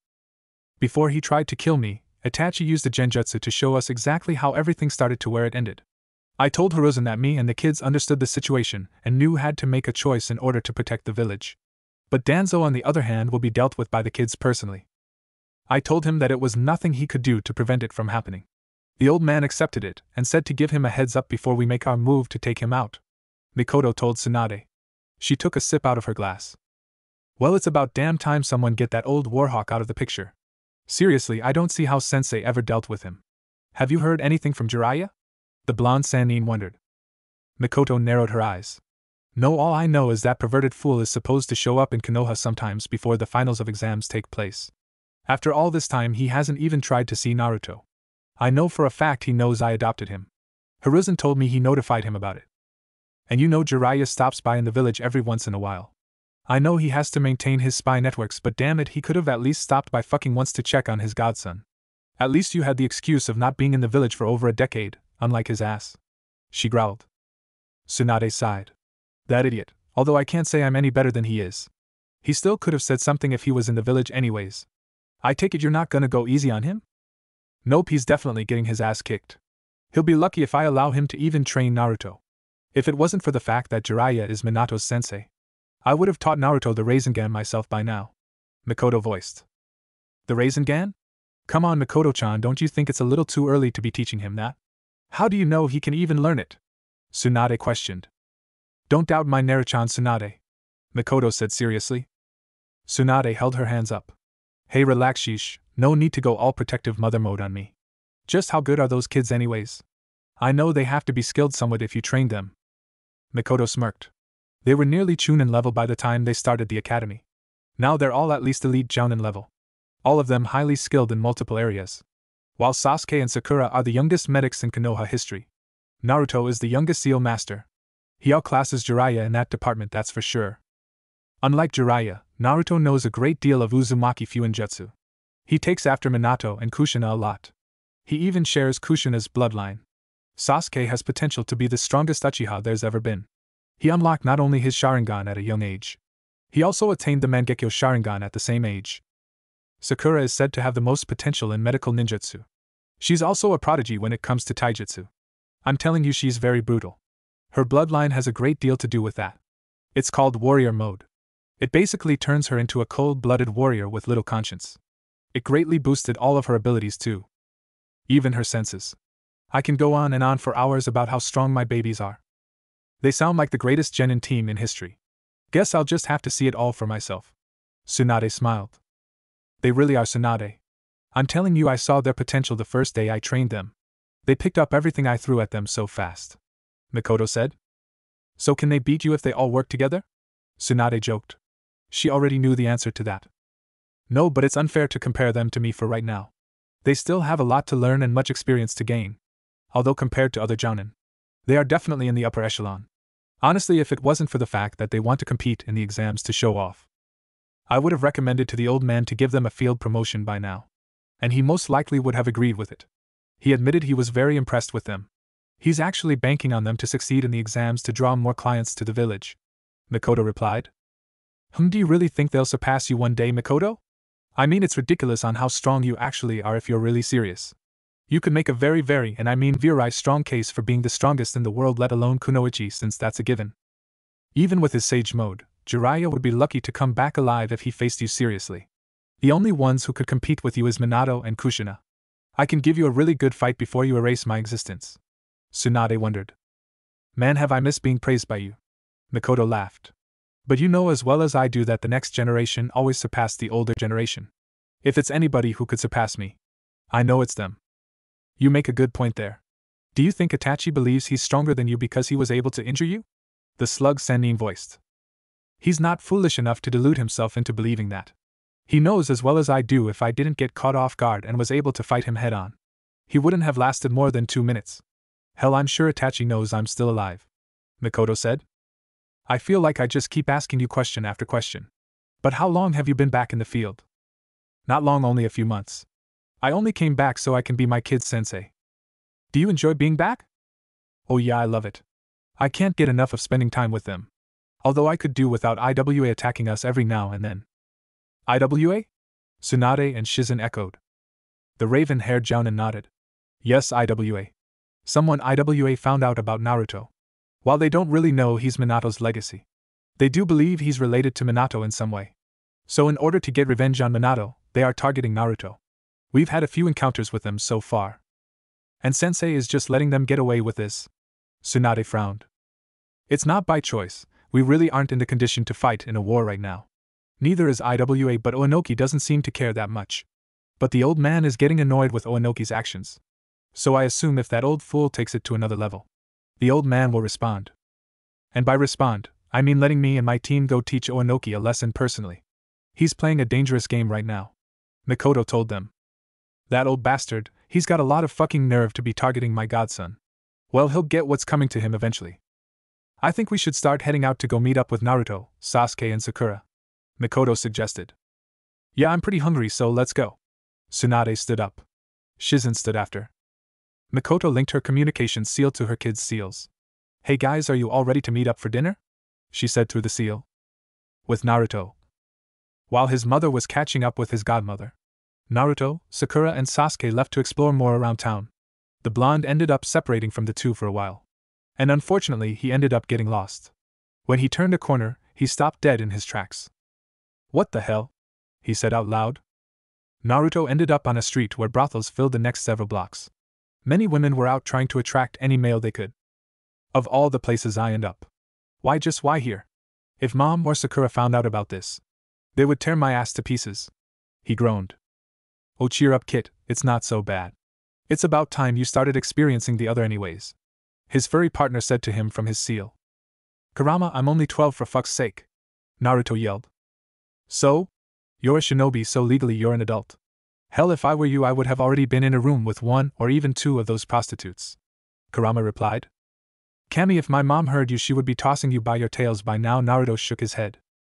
Perhaps, she is the only mortal alive who could scare even me if she wants to. And that's saying something considering how much of a demon your kind claims that I am. Kurama said. Realizing that it didn't matter which way he went since he was lost anyways, Naruto continued marching forward. At first everything was fine until he saw some prostitutes were looking at him the same way his old fan club at the academy did. He even had a couple of them try to drag him inside some brothels. The fear of his mother and sister possibly finding out prevented him from caving in. It was even harder since every woman he encountered was beautiful. He felt like an inexperienced little boy while trying to act normal around them. That feeling only intensified when one woman kissed him on his cheek. Naruto was blushing so badly that he had to nearly run away so he wouldn't keep stuttering like an idiot. While he's never had this much problems talking to the opposite sex before. The young blonde realized it was a whole different league when it comes to beautiful women who were flirty. They are like savages waiting to pick apart their next prey. Naruto did wonder if he would ever get a girlfriend. For the most part he doubted he would, for the simple fact that just like his siblings, he did not want to move out of his mother's home. It was no telling that if he was in a relationship. How would his significant other feel about that?